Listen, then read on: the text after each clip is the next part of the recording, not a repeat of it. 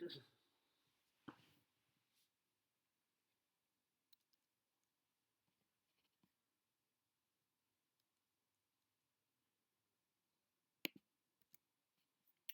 everyone, welcome back to another Klein Cup Playoffs watch party on Twitch. Looking forward to it. Conference finals starting tonight. Obviously, must-see TV. Mcdavid against Mckinnon. It doesn't get much better than this. And as you can see, I'm extremely unbiased in this matchup. Born and raised in a family of Oiler fans. So as much as I like the Avs are probably my second or third team that I watch the most. And I mean, how can you not enjoy McKinnon and McCarr and top to bottom, that lineup's a lot of fun. Big Avs fan as far as quality of hockey and playing style.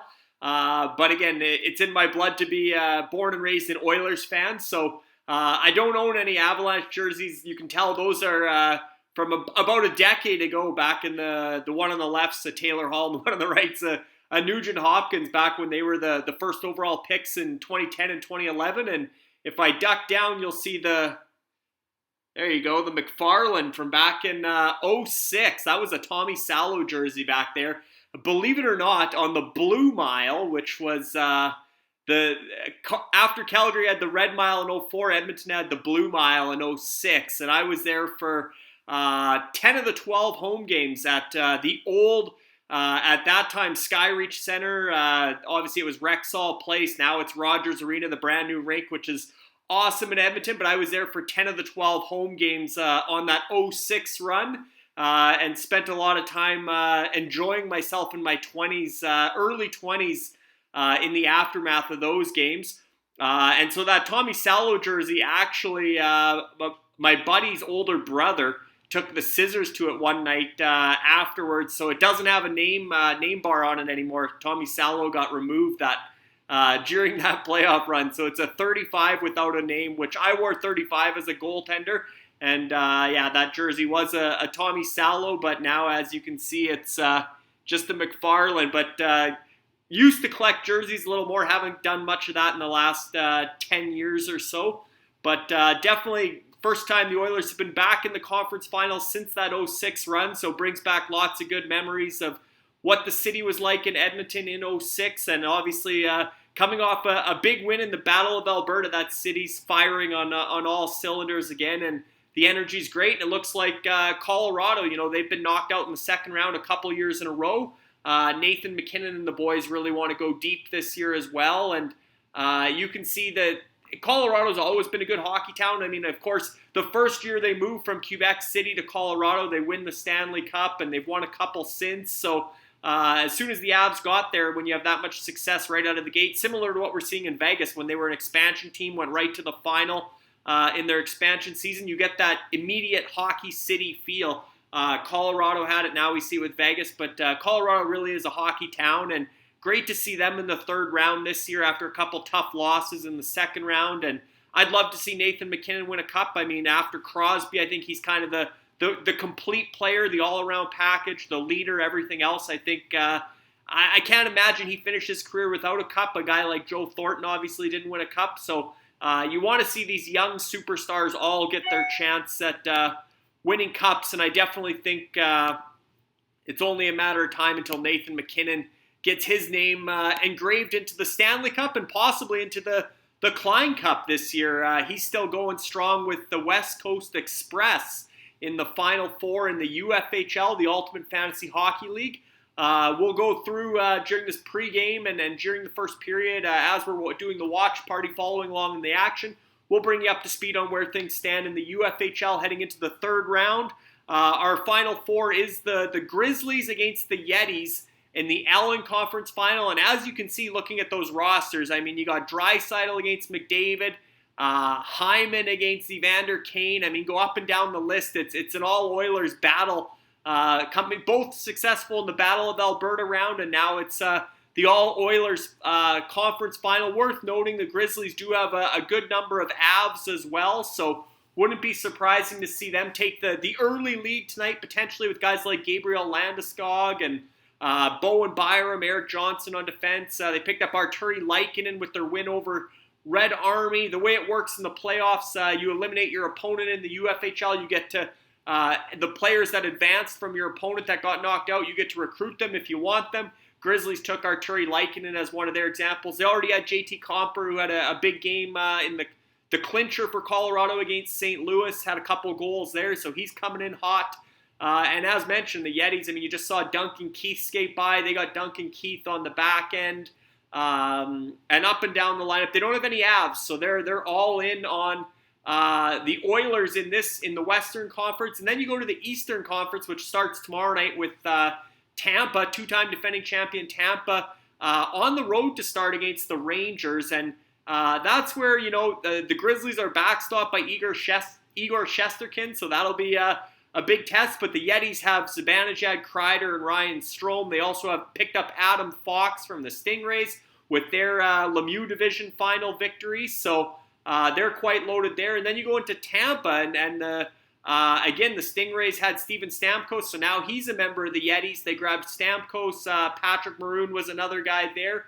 So they reloaded a bit on the eastern side, but the western side between Colorado and Edmonton, the Yetis do have their goaltender as Mike Smith. So obviously if Edmonton has success, Mike Smith will be bringing home some win points and hopefully some big save numbers for the Yetis as well. But of course the marquee matchup, McDavid against Draisaitl, ironically in this Allen Conference Final. When you look at the Legends Conference Final, which is West Coast Express coming out of the Howe Division and Rock Republic coming out of the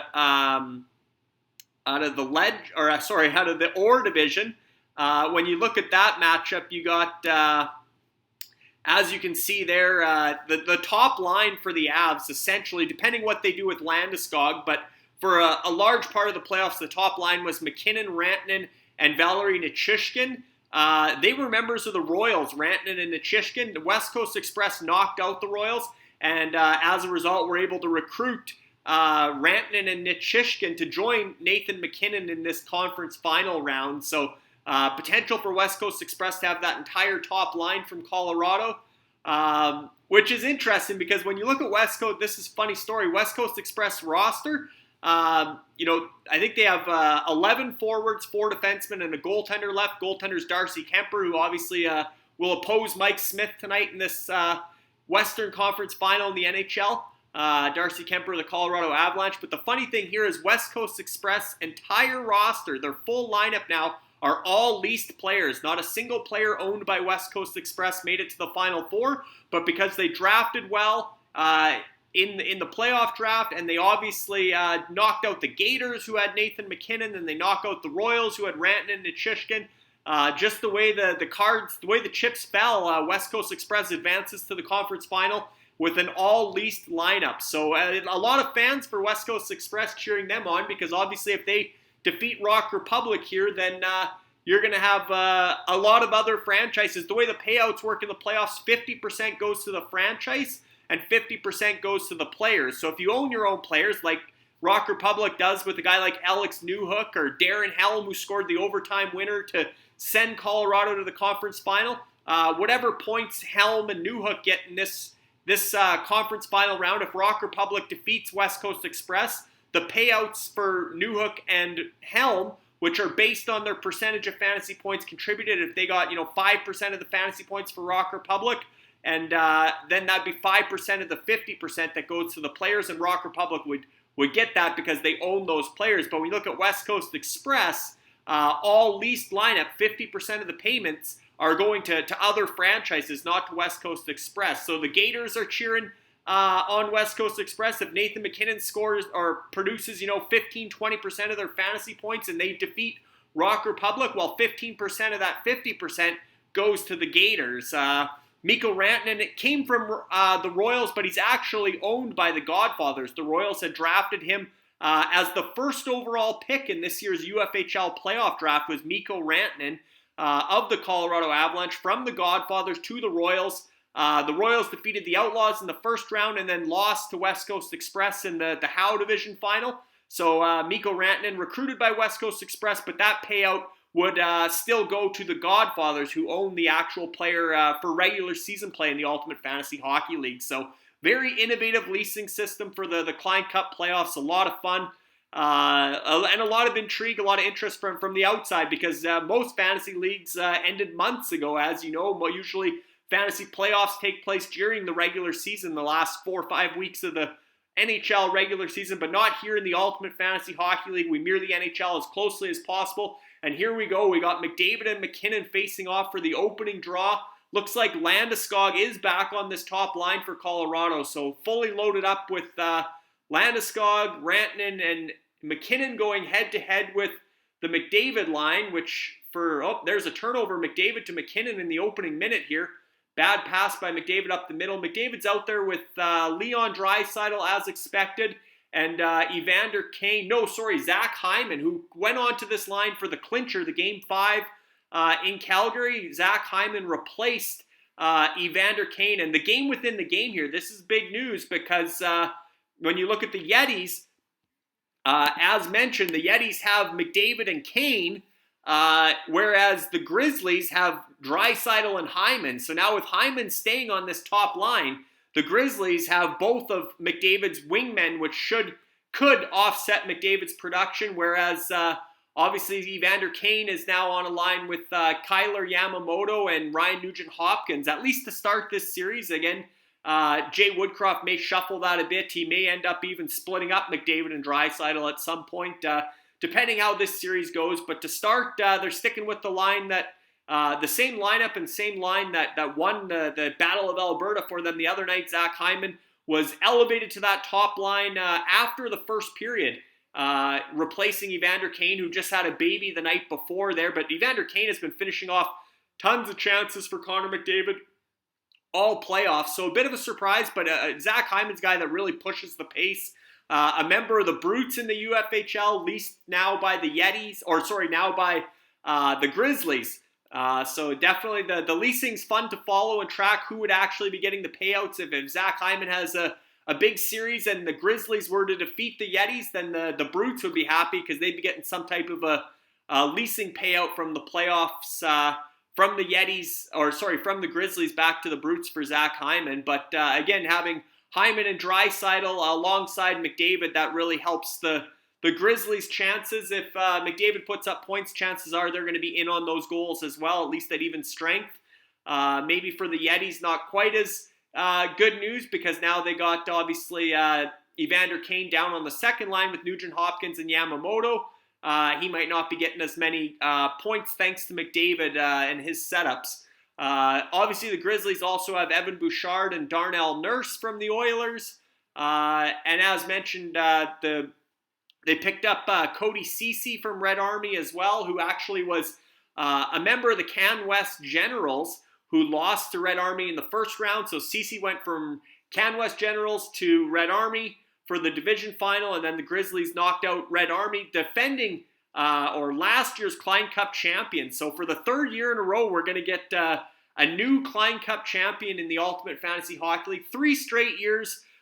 We've had different regular season champions and now different playoff champions. So no repeat winners yet, which really speaks to the parity in the Ultimate Fantasy Hockey League. And there you see Alex Newhook speeding in to beat out a potential icing. Looks like Colorado's got a bit more jump early on here in the first period. As you might expect, again, playing at altitude in Denver or in Colorado sometimes can be a bit hard on the lungs to adjust, and Colorado's a fast team, so you got to get up to speed as quickly as possible if you're the Oilers.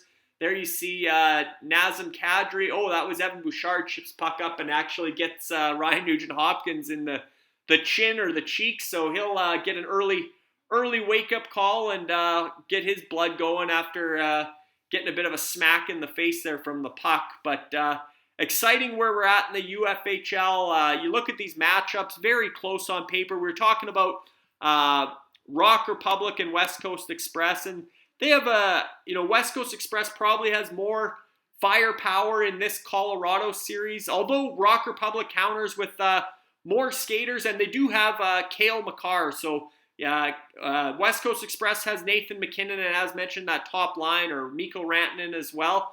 But Cale Makar, Rock Republic knocked off the Titans in the Orr Division Final, and they were able to add Cale Makar as well as Andrei Vasilevsky and Nikita Kucherov. So three big ringers coming into Rock Republic thanks to knocking off the Titans in the division final. And so when you look at that other series, in the East with Tampa and the Rangers, certainly you got Nikita Kucherov with Rock Republic against Artemi Panarin with West Coast Express. You got, as mentioned, Andrei Vasilevsky with Rock Republic against Darcy Kemper of Colorado with West Coast Express. Defense, you got the Norris Trophy finalists going head-to-head in this series. Victor Hedman with West Coast Express against Cale Makar with Rock Republic.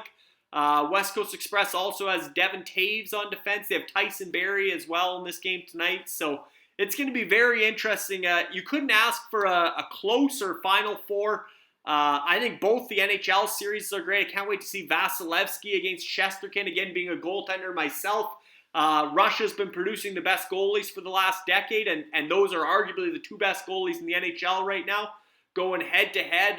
Vasilevsky got snubbed on the Vezina voting this year, probably because he's got such a good team in front of him, two-time defending champs, but he was the reigning Conn Smythe Trophy winner as playoff MVP last year. And he was certainly the MVP in that Battle of Florida when they swept the Panthers. Vasilevsky only let in 3 goals in 4 games. Shutout in the sweep game. And that was the first time the Panthers were shut out all season. I think he made 47 or 49 saves in that game. So just incredible performance from Andrei Vasilevsky to this point. I know everybody thinks McDavid, Draisaitl, probably McKinnon when you're thinking Conn Smythe, but when you look to the other conference, I think you got to be looking at the goaltenders and particularly Vasilevsky as a potential repeat Conn Smythe winner with Tampa. But you look at Igor Shesterkin, he is big chance there, 2-on-1 for the Oilers, and McDavid's pass across Hyman couldn't quite convert it. And that's one that that type of play is one that Evander Kane's been scoring on all playoffs. McDavid to Kane, it's been almost money in the back of the net. So that line change, Hyman really drives the pace. Oh, maybe that was Kane. Kane's out there now, so that might have been, I thought that was Hyman, but I'm not sure if that was Hyman or Kane. I missed the number, whether it was 18 or 91. I think it was Hyman who fired wide on that feed from McDavid. They're kind of in the middle of a line change here now. The rest of Kane's lines out there with Nugent Hopkins and Yamamoto, but Kane's been money on those setups from McDavid, and Colorado just missed high and wide there. Still scoreless 5 minutes in, which is a little surprising considering the firepower in this series and the fact neither Mike Smith has a pretty good save percentage, but he's been hot and cold, and Darcy Kemper had his struggles against St. Louis. You look at that game 5, I guess it was. Here's Evander Kane, breakaway scores, top corner, over the glove hand shoulder on Darcy Kemper. So there you see the Yetis are on the board first in the Klein Cup playoffs. First goal of the second round goes to Evander Kane of the Yetis, who they picked up in the first round. They defeated the Ice Vikings, which allowed them to recruit Evander Kane to their lineup, and he's been great for them the last 2 rounds. Great backhand sauce from Ryan Nugent-Hopkins. Evander Kane got in behind Josh Manson and just beat him off the rush. Had a good speed going and roofs one over the glove hand shoulder on Darcy Kemper. So Evander Kane, I want to say that's his 13th goal of the playoffs. The record, or not the record, but in the last 25 years, the most goals scored in an NHL playoffs is 15, is the most goals. And Evander Kane is at 13 goals already in just the first game of the third round, as he opens the scoring for the Oilers 5 minutes and 5 seconds into Game 1 on the road in Colorado. Colorado heavy favorites. You look at the prognosticators, the predictions, it's heavily in favor. I don't know what it is for the UFHL NHL playoff pool. I'm sure Andrea Karanduk will update us tonight. And that lead was short-lived. JT Compher of the Grizzlies answers right back. Great pass by Alex Newhook, young Alex Newhook.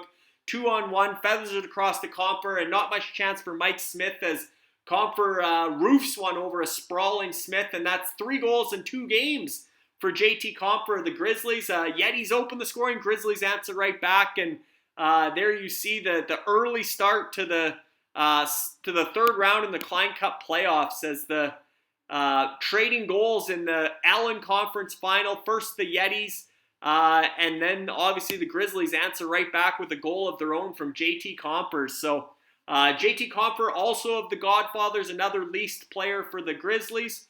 And as mentioned, Evander Kane of the Ice Vikings, a leased player for the Yetis. So we're 1-1. I said it was strange seeing a scoreless first 5 minutes. Well, 6 minutes in, we're 1-1. 2 goals, 35 seconds apart. Evander Kane opens the scoring, and 35 seconds later, JT Compher gets that one back. Assists to Alex Newhook and Andre Burakovsky, both members of Rock Republic in this round. So big goal for Rock Republic, getting both assists.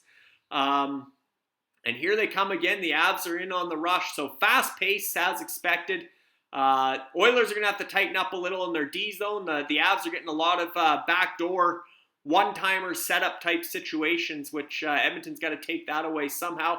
And that is still Zach Hyman on this top line with Draisaitl and McDavid. So I think that was Hyman that whiffed on that, or fired wide on that setup from McDavid. But obviously we talked about Evander Kane, 13 goals in the playoffs now. What an impact player he's been since coming to Edmonton. If Zach Hyman's in the running for the best off-season addition, certainly Evander Kane's probably the winner of the best mid-season addition in the NHL.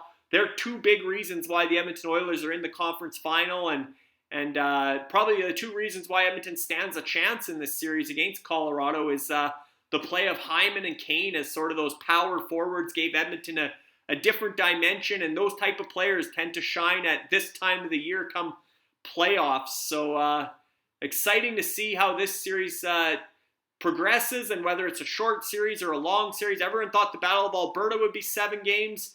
It was over in 5. Edmonton won 4 straight after losing that first one 9-6, 15 goals there.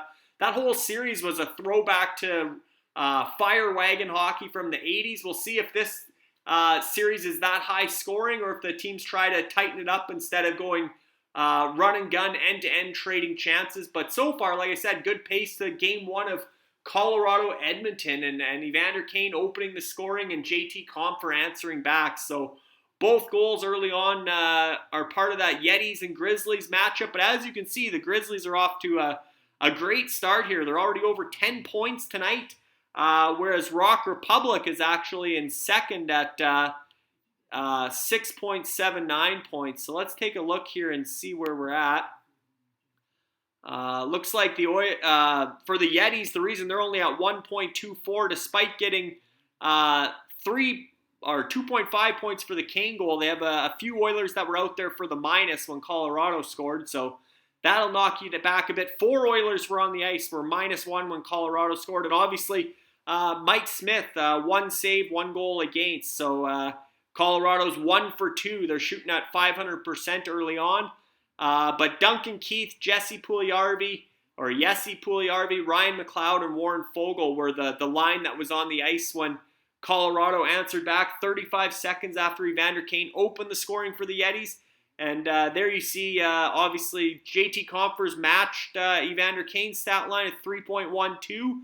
But the difference is the Nugent Hopkins assist as well as Kyler Yamamoto. So that whole line had points there. So the Yetis got the goal from Evander Kane, which was great, but both assists were members of the Grizzlies. So the Grizzlies actually got more points out of that Edmonton goal, thanks to Nugent Hopkins and Yamamoto. So that's where we stand. The Grizzlies already up to 3 points on the night with assists from Nugent Hopkins and Yamamoto, as well as the goal from JT Compher. So lots of fun early on to start this Western Conference final. And again, McDavid versus McKinnon, it doesn't get much better than that when you think about star power in the NHL, as well as the fact they're going not head-to-head in the UFHL, because obviously McKinnon's with West Coast Express in the Legends Conference final against Rock Republic. But you got McDavid and Draisaitl, line mates, going head-to-head here in the Allen Conference final in the UFHL, which is a lot of games within the game. As we mentioned in the Legends Conference final, when you're looking at interesting matchups, you got Nathan McKinnon and Victor Hedman on the same roster with West Coast Express, and Rock Republic counters with Kucherov and Makar. So who would you rather have, Kucherov and Makar, or McKinnon and Hedman? I mean, that's a flip a coin there. And that's why I'm saying these final four, it's close to call, and it's going to change from night to night. Rock Republic has a bit of a manpower advantage, but they might be without Braden Point. Obviously, he missed the entire Battle of Florida with a lower body injury from Game 7 against Toronto. We don't know if Braden Point's going to play at all in the conference final either. If he's not in the lineup, that's a big loss for Rock Republic. And we know they won't have Sam Girard, who had a broken sternum on a big hit from Ivan Barbashev in that Central Division Final, St. Louis, Colorado. And it was funny because Barbashev is a Titan, and the Titans were facing Rock Republic, and Barbashev took out Girard from Rock Republic. So, but now, obviously, Barbashev's out of the playoffs, so he didn't join the Rock Republic. But still, it was a big turning point in that matchup. Even though Rock Republic prevailed, they're now down a key defenseman without having Sam Girard. They do have Josh Manson, and as mentioned, they have Cale Makar there as well. So a good Colorado presence with Rock Republic, who are off to a good start tonight, second only to the Grizzlies as we get close to the midway point of this first period. Other things we got going on in the UFHL, we always got a lot going on in the UFFS ecosystem as a whole. We have SCO picks, the score picks, something new you can wager on, sort of like a prop play each night. And tonight's prop play is, as you can see here, which superstar will produce more fantasy points in the game one of the Western Conference Final tonight. The two obvious ones, Connor McDavid of the Yetis and Nathan McKinnon of West Coast Express. And there you can see how close that was. 400 score coin was wagered on Nathan McKinnon. He got a last-minute wager to pull ahead of Connor McDavid as the favorite. Connor McDavid has 350. I believe McKinnon had 3 wagers to McDavid's 2 is the way that wound up. And that is accurate. Yes, 3 wagers for McKinnon, 2 for McDavid. So McKinnon's slight favorite. Neither of them are on the scoreboard yet as far as goals and assists go. They weren't in on either of the first 2 goals here. But I'm sure one of them will show up on the score sheet before the end of Game 1. And they're going to be difference makers throughout this Western Conference Final. And the conference finals, both in the NHL and the UFHL. But Connor McDavid of the Yetis or Nathan McKinnon of West Coast Express was today's Score Picks Challenge. We also have the UFHL, NHL playoff pool, which is a lot of fun. Basically, you just pick, as you would expect, you pick the winners from each league. And the NHL, you pick how many games you think the series is going to go for bonus points. 16 contestants, including myself and UFHL Now host Kyle Hall. We're doing the Battle of the Pros. We're ineligible to win the prize pool here, but everybody put in 500 score coin as an entry fee, and you're picking the winners. And as you can see, we got a tie for first place through 2 rounds. The Battle Hawks, which is Mick Portoni, Alessandro, and again, I'm not going to try pronouncing the last name because I'm not getting any better at it. Sorry, Alessandro. But Mick and Alessandro with the Battlehawks, as well as obviously their owner, Serge Beauchamp. They're tied with Colin Mills of the Mystics, GM of the Mystics, Colin Mills, and they're both at 82 fantasy points. And Terry Weber of Strong Island, owner, GM of Strong Island, is alone, sole in third place, only 1 point back at 81 points. But you see a perfect 40 for Terry Weber in the UFHL. Through 2 rounds, he's 12 for 12. He's the only contestant to get all 12 UFHL results bang on so far. So congratulations to Terry. He's been following the UFHL very closely in these playoffs. Strong Island missed the playoffs, but they own Braden Point, so he's still going technically, and we don't know if he'll get any fantasy points this round because his health, his injury status is still questionable. But they sent a lot of players to the playoffs. Obviously, guys like Mikhail Sergachev, who's with Rock Republic now, is a Strong Island guy. As is Braden Point, that's where he is with Rock Republic too. They had Alexander Barkov. They had Andrei Svechnikov. So they had some guys lose out in the second round, the Battle of Florida. They lost Barkov. Red Army had Andrei Svechnikov. They obviously lost last night in Game 7. Carolina dropped out in that Metro final to the Rangers. So some tough losses there for Strong Island. But Terry Weber of Strong Island, along with Rich Phillips, I'm sure Rich helped with those picks, his assistant GM, they're perfect in the UFHL heading into these conference finals. 81 total points, but 40 from the UFHL, 12 for 12. They got all 8 first-round winners, and they got all 4 second-round winners. So great job by the Strong Island Brain Trust to have that much success on the UFHL side.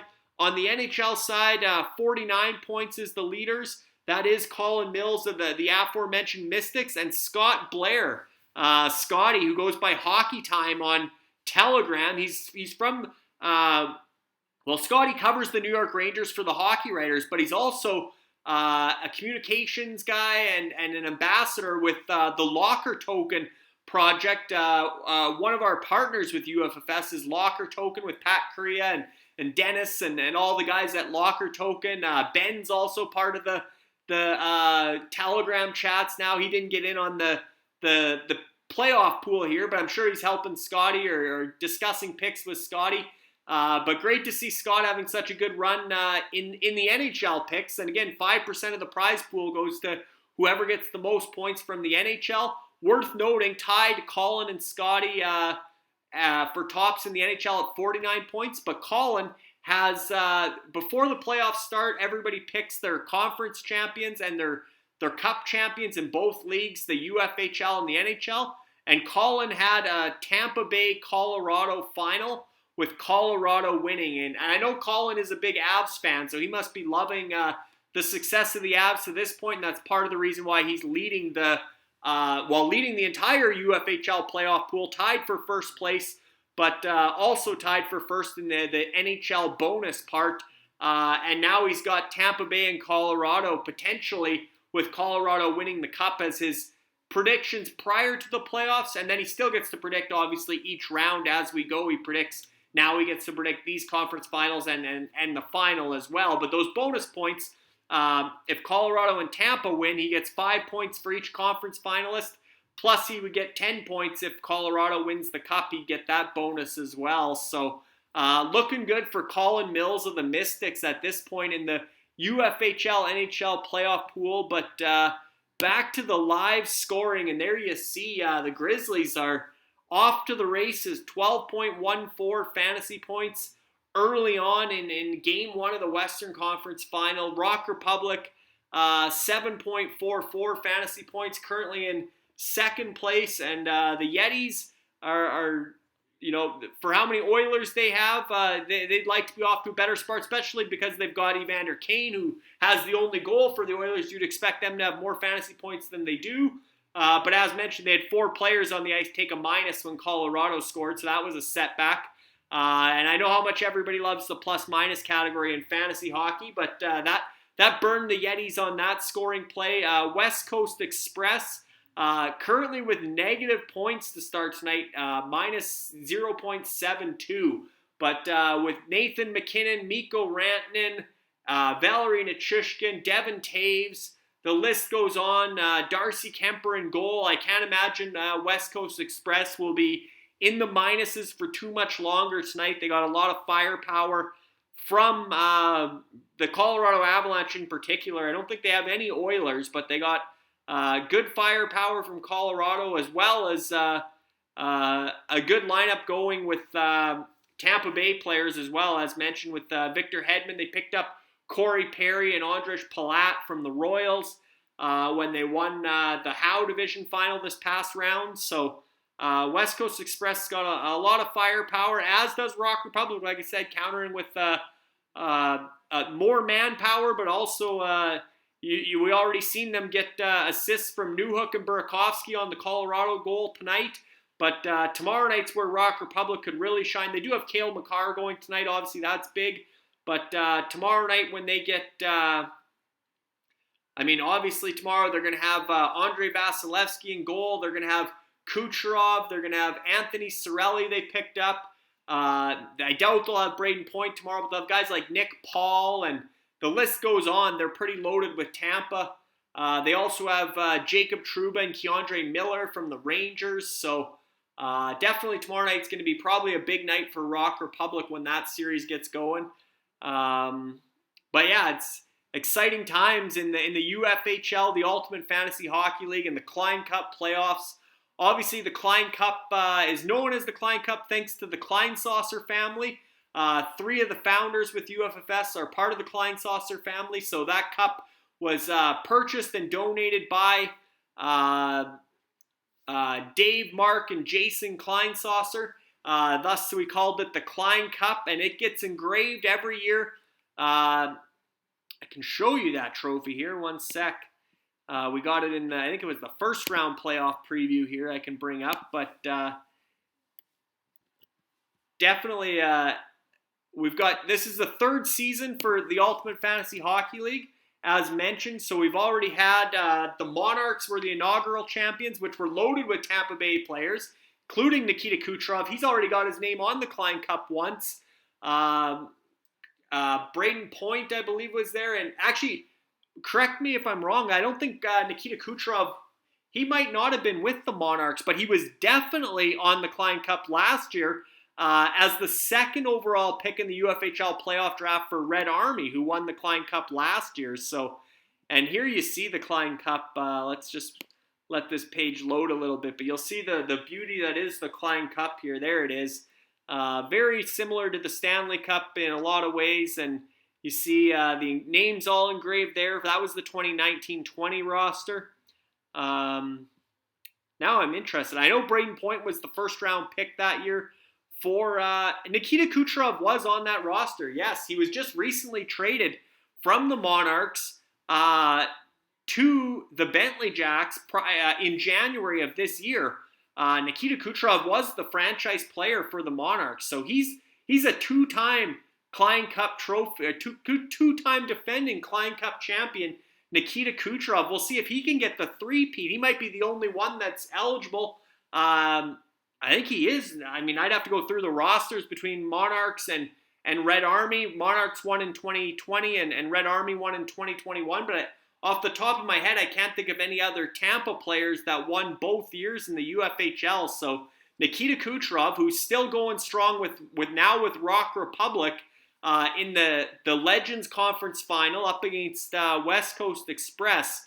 But if Rock Republic goes on to win the Klein Cup this year, that'll be 3 straight for Nikita Kucherov, which obviously their chances of getting Kucherov 3 straight years on the Klein Cup are largely dependent on Tampa knocking out the Rangers and having a good showing in the Stanley Cup Final again. But that's something to keep an eye on, that Nikita Kucherov could be a 3-time Klein Cup winner in the first 3 years of the Ultimate Fantasy Hockey League, because he definitely is on here with the Monarchs, and he also is on here, as you see here, with Red Army, who, there he is, Kucherov. You can see his name right there. So back-to-back Klein Cup championships for Nikita Kucherov, trying to make it 3 in a row, just as the Tampa Bay Lightning are in the NHL.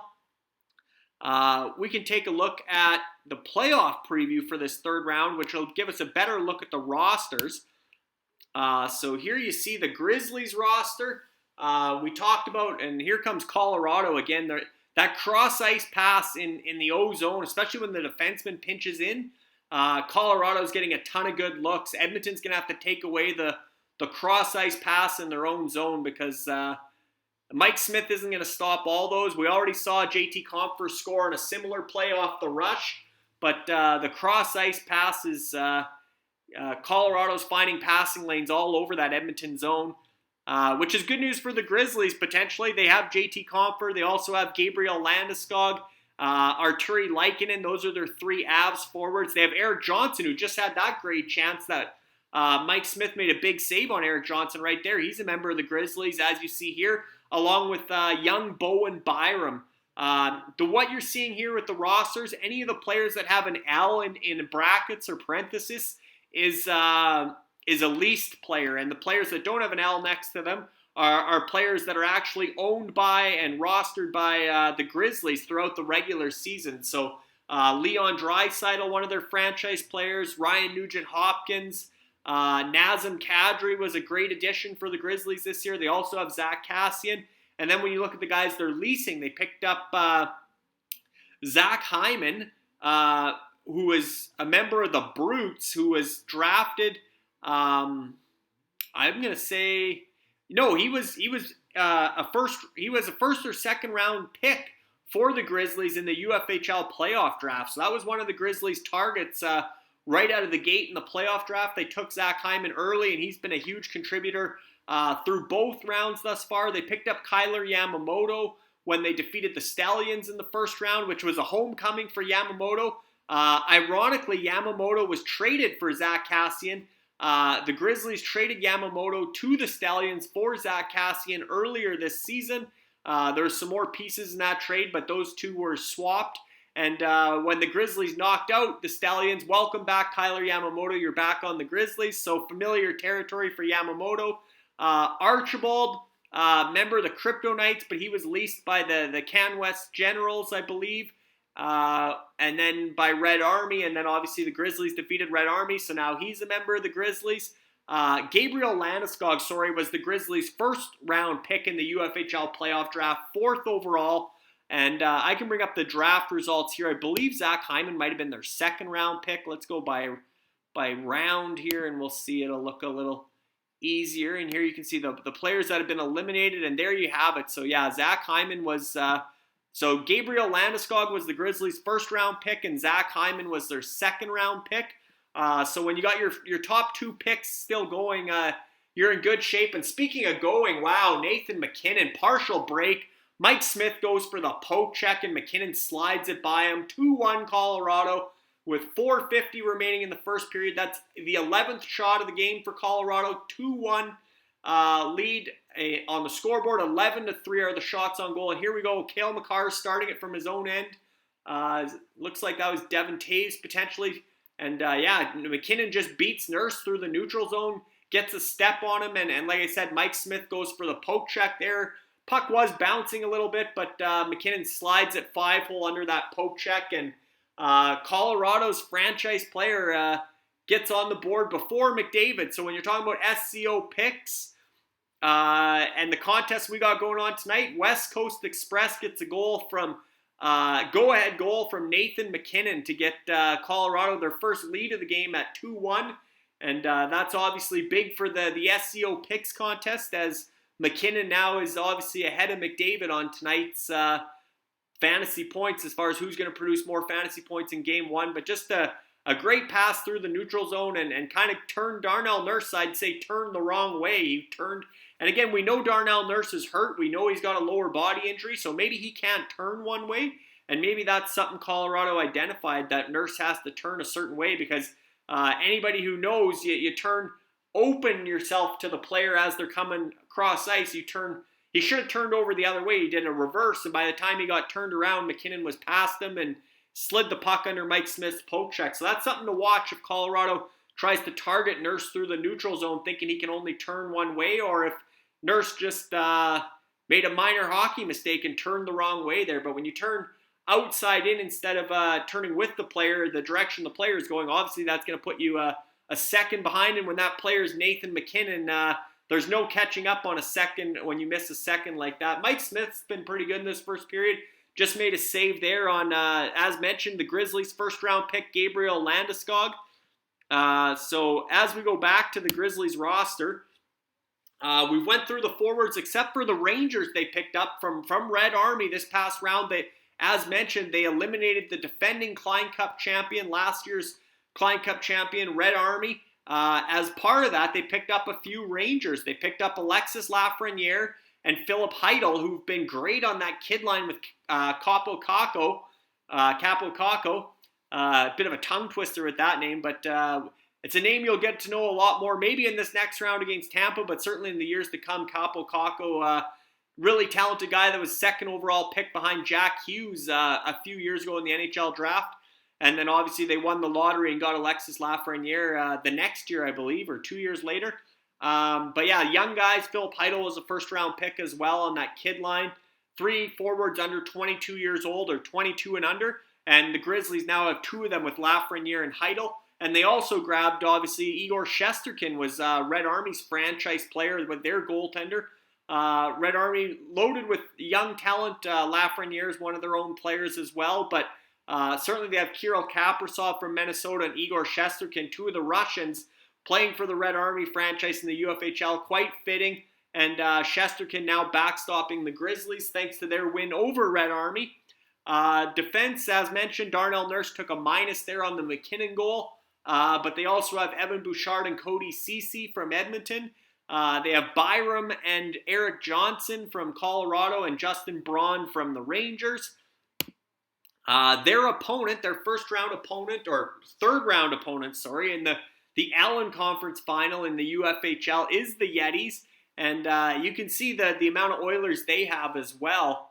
Again, great pace to this first period, but it's largely Colorado's tilting the ice a bit here. And as mentioned, that cross-ice pass, and just about got another one there. But the Oilers have to take away the middle of the ice on these passing lanes, because if Mike Smith has to go post-to-post 30 times a game to make sprawling saves, it's going to be 5+ goals a night for Colorado, as we saw in their first goal of the game. But 2-1 Colorado here late in the first period. Here's who the Grizzlies are facing in the third round of the Klein Cup playoffs, the Allen Conference Final. They're facing the Yetis, who finished. The Grizzlies were 5th overall in the regular season standings. They won the Gretzky Division pennant or banner in the regular season. The Yetis were the 3rd seed in the Lemieux Division behind the Stingrays and the Ice Vikings. They knocked out the Ice Vikings in the first round, and they knocked out the Stingrays in the second round in a Battle of Alberta-themed division final. So now they're representing the Lemieux Division in this Allen Conference Final. Obviously led by a lot of Oilers. They got Connor McDavid as their franchise player. They also own Jesse Puljujarvi and Warren Foegele. And then they're leasing Evander Kane and Ryan McLeod. So 5 Oilers forwards. They also have, I believe, 5 from Tampa as well. Stamkos, Ross Colton, who's been awesome in these playoffs. Ross the Boss, they call him. And he's line mates with Brandon Hagel for Tampa, and they're both on the Yetis.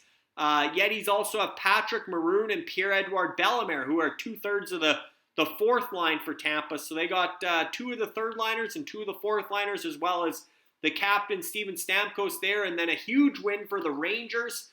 As far as the Yetis are concerned, they got Chris Kreider, Mika Zibanejad, Ryan Strome, and Ryan Reeves. So 4 forwards from the Rangers as well. And we talked about the Grizzlies having Lafreniere and Heidel and obviously Shesterkin in goal. But when you get Kreider, Zibanejad, Strome, and Reeves, that's what maybe, I wouldn't say it tilted this series, because I really do think that it's a coin flip, as I called it in the playoff preview. I think when you look at these Grizzlies-Yetis rosters, it's that close, and it's tough to call who's going to come out on top. But certainly, had Carolina defeated the Rangers in Game 7, first home loss of the playoffs for the Hurricanes. Had the Hurricanes won at home in Game 7, as they did in the first round against Boston in Game 7 at home, this series would look a lot different, and it would heavily favor the Grizzlies, who would have got guys like Andrei Svechnikov, Seth Jarvis, who was hurt last night.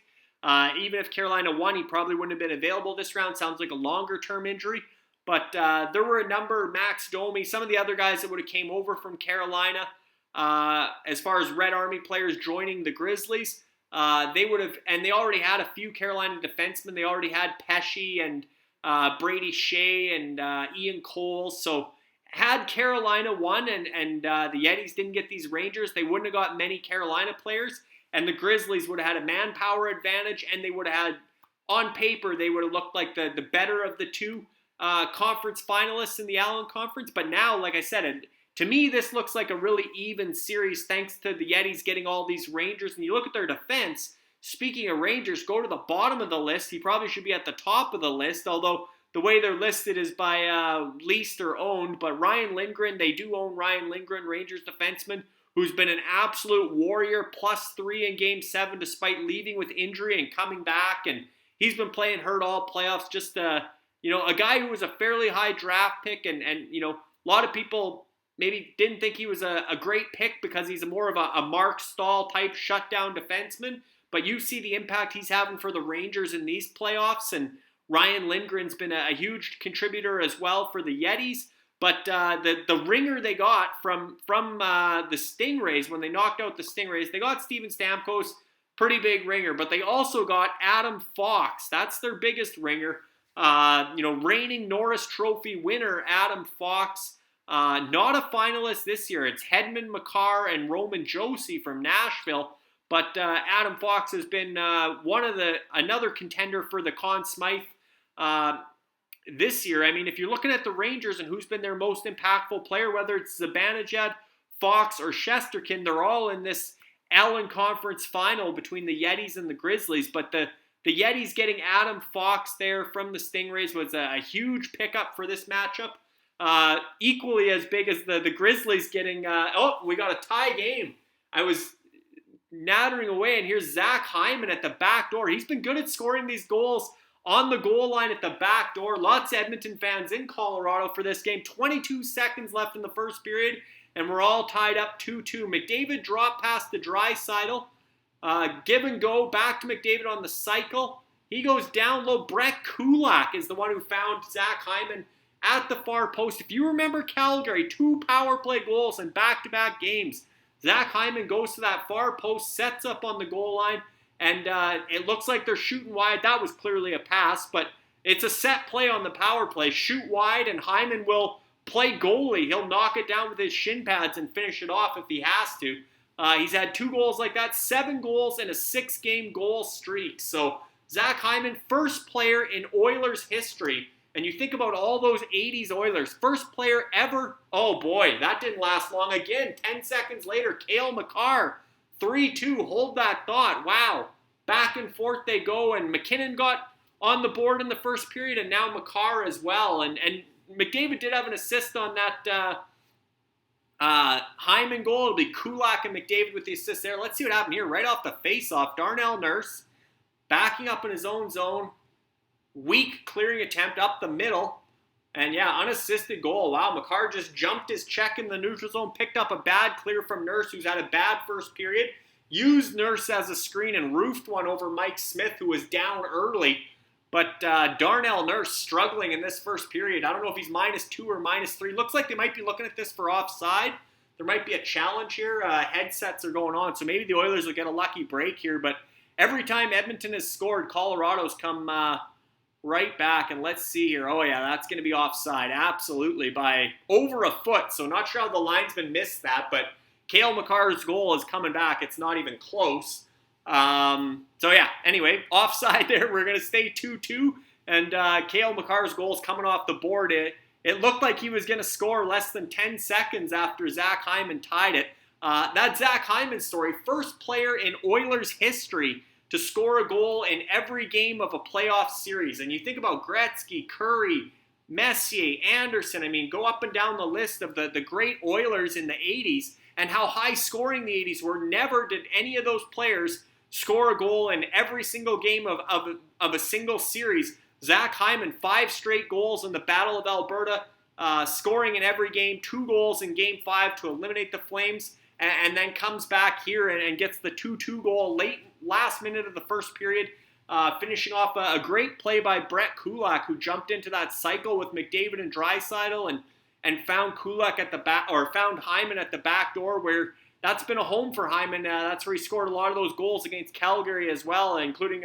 he also had an awesome breakaway goal for a game winner in one of the games. But he's been really good, and they're still looking at this. I don't know why it's taking so long. In my opinion, Nichushkin's over a foot offside when that puck breaks the plane for Makar. So that was a long delay for something that...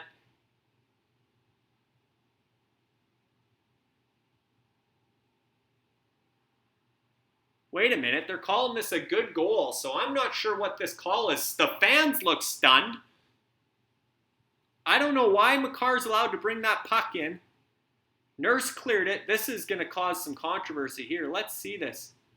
I mean, this isn't even close. Nichushkin's, unless they're saying as long as his stick's out of the zone, but I've never heard that rule. His skate's over a foot in the zone still when Makar comes in, and obviously it was cleared by Smith into the neutral zone, and you can see Jay Woodcroft is incensed. This is a terrible call. I don't know how the refs took that long to look at it and then came away saying that's a good goal.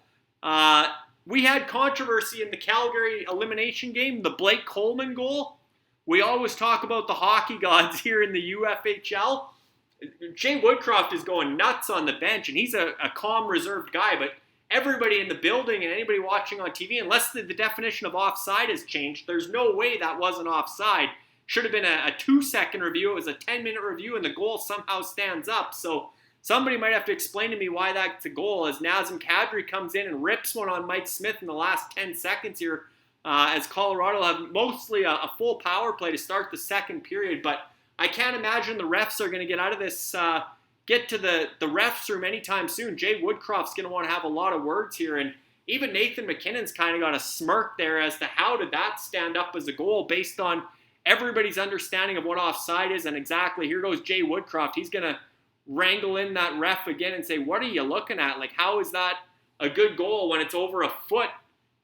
He's over a foot inside the blue line. It's an obvious call that was offside. And again, maybe that's the Oilers jerseys behind me being a homer. I don't have the volume on, so maybe I'm missing an explanation as to how that's not offside. But somebody who's played the game for 25 years, I've never seen that type of goal stand. Again, if Colorado, depending how the zone is cleared in the entry, I know there is a rule that way that you can be inside the zone and bring it back in. But if Nurse clears that puck into the neutral zone, Makar picks it up and is coming in on a re-entry after Edmonton clearly had possession of the puck and cleared the zone. Nichushkin's got to clear it. He's got to tag up that you got to get out of the zone. So somebody can enlighten me on the chat here if they're explaining the rule better. But to me, that was an obvious offside. But again, the Blake Coleman goal against Calgary, the kick, I thought that one was going to stand. I honestly didn't. I understand how they say it's a kicking motion and some angles show more of a kick. But to me, he redirected it in, and that's within the rules as far as scoring off your skate. As far as I'm concerned, it wasn't a distinct kicking motion. The hockey gods maybe are evening it out here somehow by allowing this clear offside goal, in my opinion, to stand for Cale Makar, who gets on the board for Rock Republic. But we were talking about Hyman scoring in every single game of that Battle of Alberta, and now scoring at the time make it 2-2 for Edmonton. Zach Hyman of the Grizzlies. So the Grizzlies had a great first period there.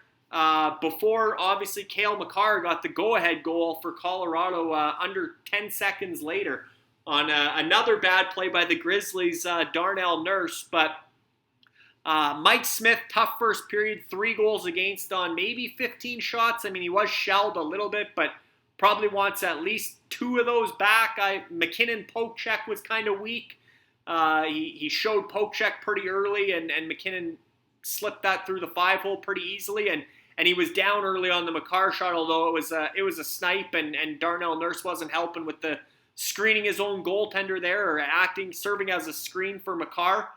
But Mike Smith, the goaltender for the Yetis, not off to a great start. They certainly have Duncan Keith on defense. Chris Russell's been out of the lineup for the Oilers. He's been their 7th defenseman, so not expected to get any fantasy points. Eric Chernak and Zach Bogosian from Tampa, 2 of Tampa's sort of shutdown D, but guys that certainly fill up the stat sheet when you got hits, penalty minutes, blocked shots, all those categories in the Ultimate Fantasy Hockey League. So those guys will certainly have an impact as well. We can go back to the live scoring, and then we'll come back and check out the Legends Conference final rosters for West Coast Express and Rock Republic here momentarily, but let's just see how things are stacking up through the first period. And there you see the Cale Makar go-ahead goal for Colorado has given Rock Republic the lead on the nightly leaderboard here. 17.53 points in that first period, 3-2 already after 20 minutes. Colorado full power play essentially to start the second period after that challenge shockingly didn't get overturned and allowed Colorado to not only get the go-ahead goal from Makar, but also start the second period on a near full power play chance to make it 4-2. But Rock Republic off to a great start. 17.53 fantasy points. As mentioned, they had assists from Burakovsky and Newhook on the JT Compher, Colorado's first goal. They also have the assist from Brett Kulak on the Zach Hyman goal, and Cale Makar, he's got a goal and an assist. He had the secondary assist, the initial started that breakout on the McKinnon goal. So Makar's got a goal and assist, already up to 6.14 fantasy points. Worth noting, because we're also tracking the SCO picks, Mcdavid against McKinnon. Through the first period, McKinnon 3.12 fantasy points. He's got a goal, which also came with a +1, and that was his only shot of the period. 5-hole on a missed poke check by Mike Smith, and now they're talking about this offside and why it counted. And again, I don't have the volume on, but I see Elliott's explaining it. Let me just see if I can listen a little bit here.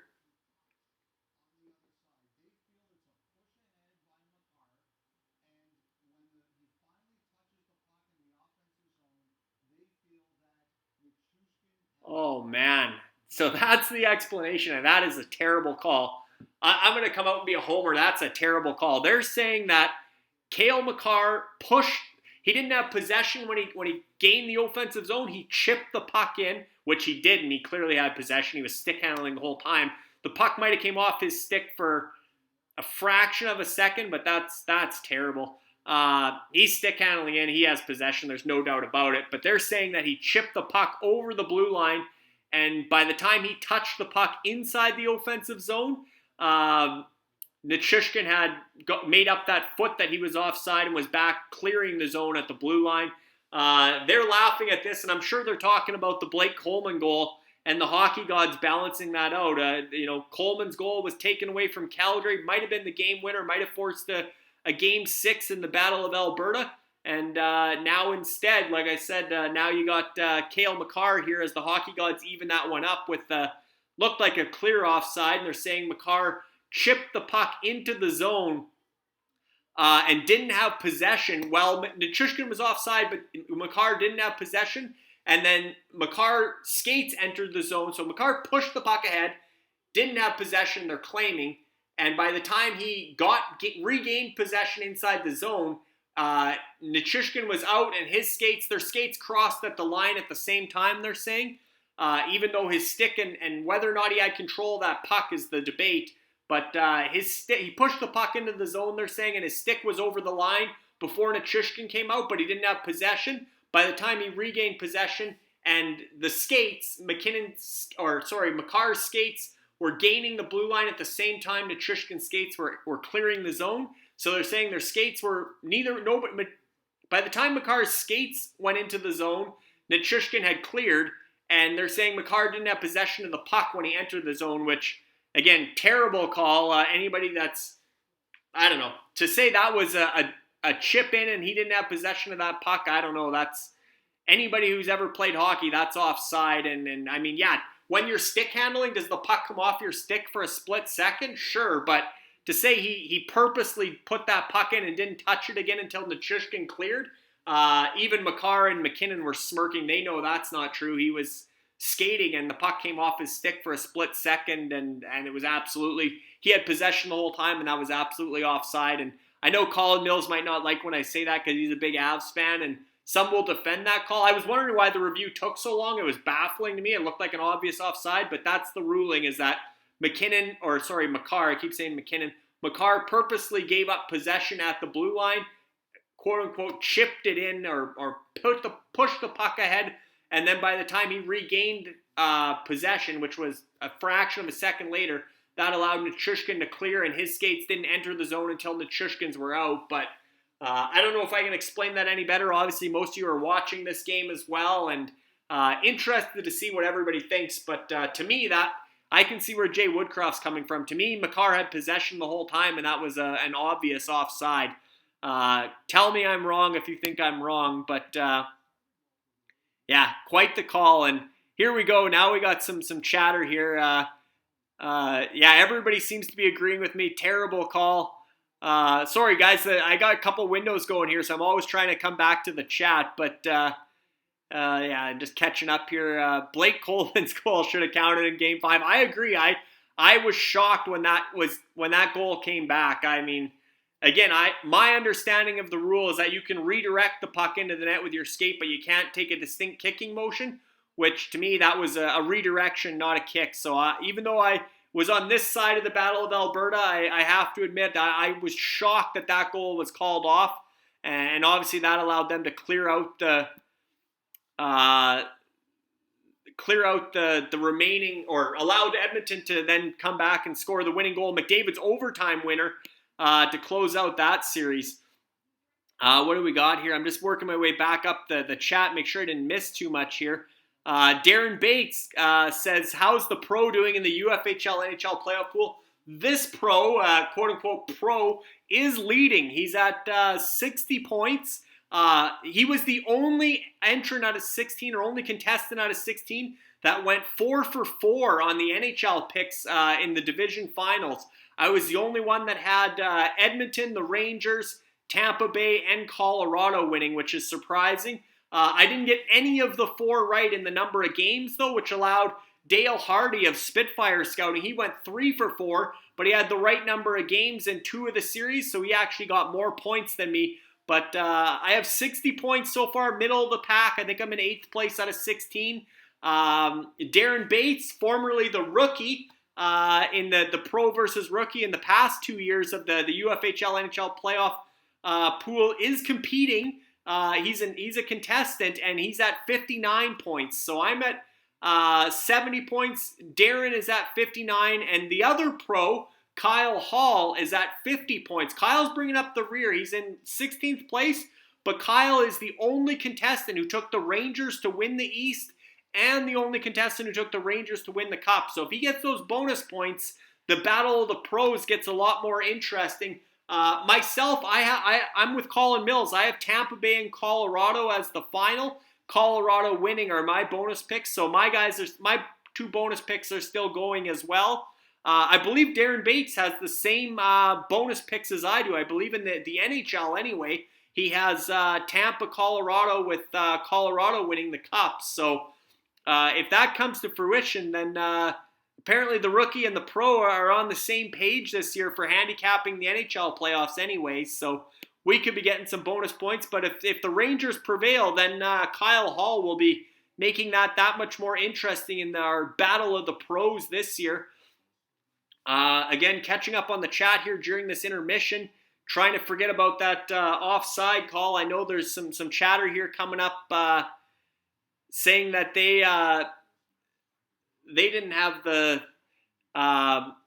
or that it was a terrible call, that should have been an offside. For anybody that follows hockey, it's pretty clear that Makar maintained possession that whole time, even though he pushed the puck 6 inches ahead off his blade, like everybody does when they're skating.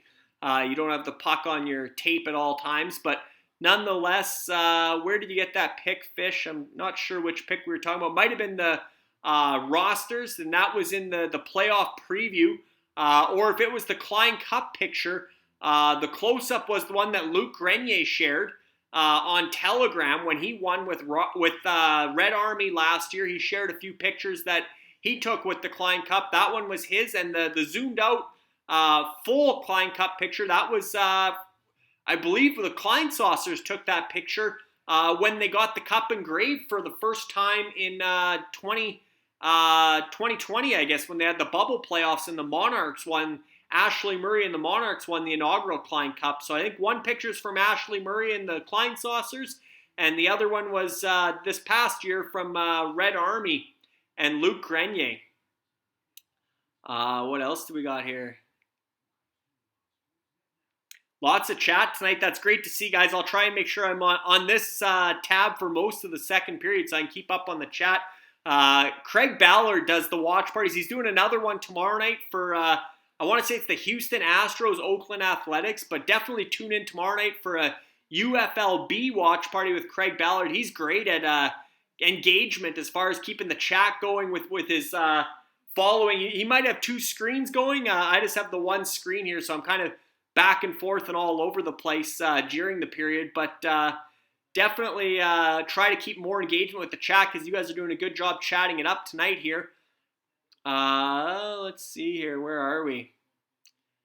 Yeah, again, I'm glad somebody else, Tony said, well, that's karma for Calgary. So I'm glad somebody else was on side with the hockey gods there and picked up on that. But Tony also says you shouldn't be able to challenge offside anyway.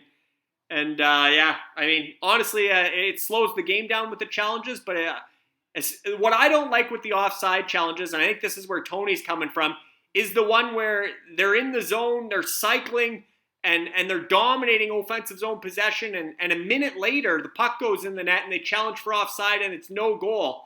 Even though, this one was right off the rush, and to me, this one's one you can challenge, because it has a direct impact on the goal. But if you're in the zone for over 5 seconds, and you make more than one pass, and the entry was offside a minute earlier, and it takes the goal away, I don't like that, because we're trying to get scoring up in the NHL. So in my opinion, you can only challenge offside if it had a direct impact on the goal and it was within, 5 seconds or 2 passes of the goal kind of thing. I don't think you should be able to challenge what happened. Sometimes they're cycling the offensive zone. They'll even get a line change in during an offensive zone possession. Puck goes in and 35, 40 seconds ago there was an offside and by a millimeter and we're going to take that away. I don't like those offside challenges, but this one I'm fine with when it's a zone entry that leads directly to a goal, and clearly an offside that somehow the hockey gods decided Edmonton got away with one with Blake Coleman, and now they've evened it up. But if you want to be successful, play for the Leafs and get traded. Yeah, well, have a look at this series. I mean, you got, and look at the Grizzlies playoff roster. You got Nazem Kadri and Zach Hyman, former Leafs teammates, now Grizzlies teammates in the UFHL in this Allen Conference Final. Hyman and Kadri.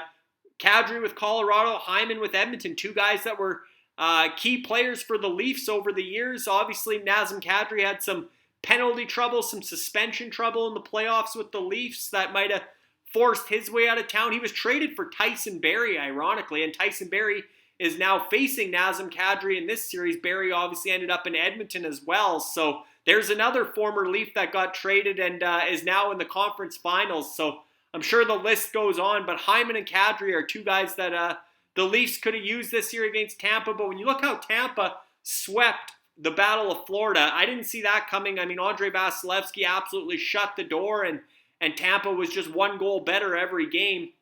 But when you think of how close Toronto was to, losing 2-1 in Game 7 and having a lot of chances, pushing the pace throughout that third period in Game 7, very impressive run for the Leafs. And I said in that watch party that you got to learn to lose before you can learn to win. And people laugh because the Leafs have been learning to lose for 50 years now and a number of years in a row going back to, I think, 2004. So, hockey fans weren't even born the last time the Leafs made it out of the first round, but they've been learning to lose for a long time. But Matthews and Marner and this core group, Jack Campbell included, who was great in Game 7, I think they'll learn a lot from that loss to Tampa. And I wouldn't want to be the team that faces Toronto in the first round next year. Let's put it that way. Whether it's Boston, Florida, Tampa, I think next year is going to be the Leafs' year to get out of the first round. And if they get out of the first round, if they would have beat Tampa, the two-time defending champs, hard to think that Toronto wouldn't have went all the way. That would have been such a weight off their shoulders getting out of that first round and getting that momentum, especially beating Tampa. But they were that close, and now it's just chalk it up to another Leafs loss. But I think they'll learn from that, and I think they'll be a lot better next season come playoff time. Again, awful call. Rob Conte, the Godfather, says, awful call. I'm not a homer. By that explanation, they can make every play look any way they want, and that is not what the rule is designed for. Absolutely. I mean, to say that Makar didn't have possession there, anytime you're breaking into the zone, you're going to push the puck a little bit ahead when you have possession. The puck doesn't stay on your tape the entire time you're stick handling. Even if you pull it from behind and up to your stick, every second the puck's off your stick and back on. That's just the way stick handling works. And especially defensemen, they don't often stick handle back and forth. They stick handle in a straight line, and they do push the puck ahead. But, I mean, to say he didn't have possession at the line is crazy. So I'm sure Jay Woodcroft is going to have something to say about that in the postgame. And again, Woodcroft isn't a real controversial coach. He usually doesn't. He always says there's, so many jobs in hockey, coaching, managing, playing, and officiating, and he's the coach. But I can't imagine, especially the fact that that's a penalty, right? If you challenge and you get it wrong, you get a penalty. And you can see Woodcroft is still on the bench with his arms up in the air to start the second period, as Colorado has almost a full power play here. But that call is stunning, and I'm sure Jared Bednar agrees that we'll see what the Avs say, what Makar says, what these guys say afterwards. But looks like Darcy Kemper's delaying the start of the second period here, some type of equipment problem. So maybe that's why Jay Woodcroft had his arms up. But nonetheless, I mean, as far as offside goes and the definition of offside, Nichushkin was a full 1.5 foot, 12 to 18 inches inside the blue line. It was obvious he was offside, and Makar clearly had possession. If you don't call that possession, like Rob said here, anytime a player gains the zone, they never have possession unless the puck's on their tape. I mean, that seems crazy. That's certainly not my interpretation of possession of the puck. But anyway, Kemper made his way to the net. We're ready to go here in the second period, and looks like we got a consensus. So I'm glad I'm not just the Oiler homer here that didn't like that goal from Mike Smith and the Oilers' perspective. But we got Leafs fans, we got Canucks fans, we got everybody saying that was absolutely an offside. So yeah, it's a bad look for the league. It is that's 2 in a row, and I do agree with the Blake Coleman call too. I got a kick out of Ryder. I don't know if I'm supposed to say his real name. It's Stephen Chisholm. That's Ryder's name on the Edmonton radio station. He's got the name Ryder for the last decade or more now, but his name's Stephen Chisholm. And hold that thought. Nazem Kadri, former Leaf, power play goal in the first minute of the second period, 4-2 Colorado. Darnell Nurse again, just not picking up his man, not picking up the puck. Darnell Nurse has had a rough playoffs. He seemed to get a little bit better the last couple games against Calgary. And now tonight, I think if he's not -4, he's -3, and he's directly at fault for 3 of these goals. Makar brings it up the ice. Nurse backs in, gives it off. Who do we got here? Mckinnon into the middle. Smith makes one save. Nurse skates by. Landeskog. Is that Hyman coming back too? Nobody picks up. Oh, no, that's Cody Ceci. So, yeah, I don't know. I mean, who do you want to blame there? Nurse did nothing on that shift, literally. 32 seconds into the second period, Colorado's already got 4 goals on 17 shots as Nazem Kadri continues to rack up points for the Grizzlies tonight. That's a power play goal for the Avs there. So that goal, that offside challenge, guys, that cost Edmonton a 2-2 game in the last minute of the second period. They're down 4-2 as a direct result of that call. And let's not, Darnell Nurse made mistakes on both these goals too. Let's not let the Oilers completely off the hook. They're playing pretty terrible here as well. I mean, Colorado is scoring goals, but you totally blow the call on the offside. And then because the rule in the NHL is if you challenge and you're wrong, you get a penalty. So the Colorado goes on the power play and they score 32 seconds into the second period, and we're 4-2 instead of 2-2 coming into the second period. So that'll be a controversial call in this series. Luckily, it's game 1 and not an elimination game like the Blake Coleman call, but definitely not a fan of that call. And Edmonton's got to regroup here because they're playing catch-up. And as we saw against Calgary, no lead is safe against McDavid and the Oilers. They were down 4-1, 6-2, or 5-1 and 6-2, and they came back and tied at 6-6 in game 1 of that series. And they were down 2-0 almost every game against Calgary. 3 of the games, Calgary was up 2-0 off the start, and Edmonton rallied in each of those games and won 2 of them. So 4-2, it's a big deficit, but nothing that Edmonton hasn't overcome to this point in the playoffs. So we'll see how they do here, and they are in on the offense on this shift. This is that Nugent Hopkins, Kane, Yamamoto line, and they're dominating Colorado. A great response here after the Nazem Kadri power play goal made it 4-2 for the Avs. And again, the Grizzlies getting goals all over the place tonight. They had the 2-2 goal from Zach Hyman, and now the 4-2 goal from Nazem Kadri. So great start for the Grizzlies, as well as Rock Republic. Cale Makar must have got another assist on the Kadri goal. I'm guessing he did. He led that.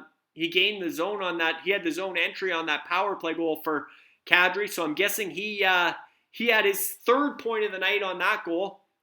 Goal and 2 assists for Makar, even though his goal shouldn't have counted and his assist probably wouldn't have happened if it wasn't for that failed challenge turned power play.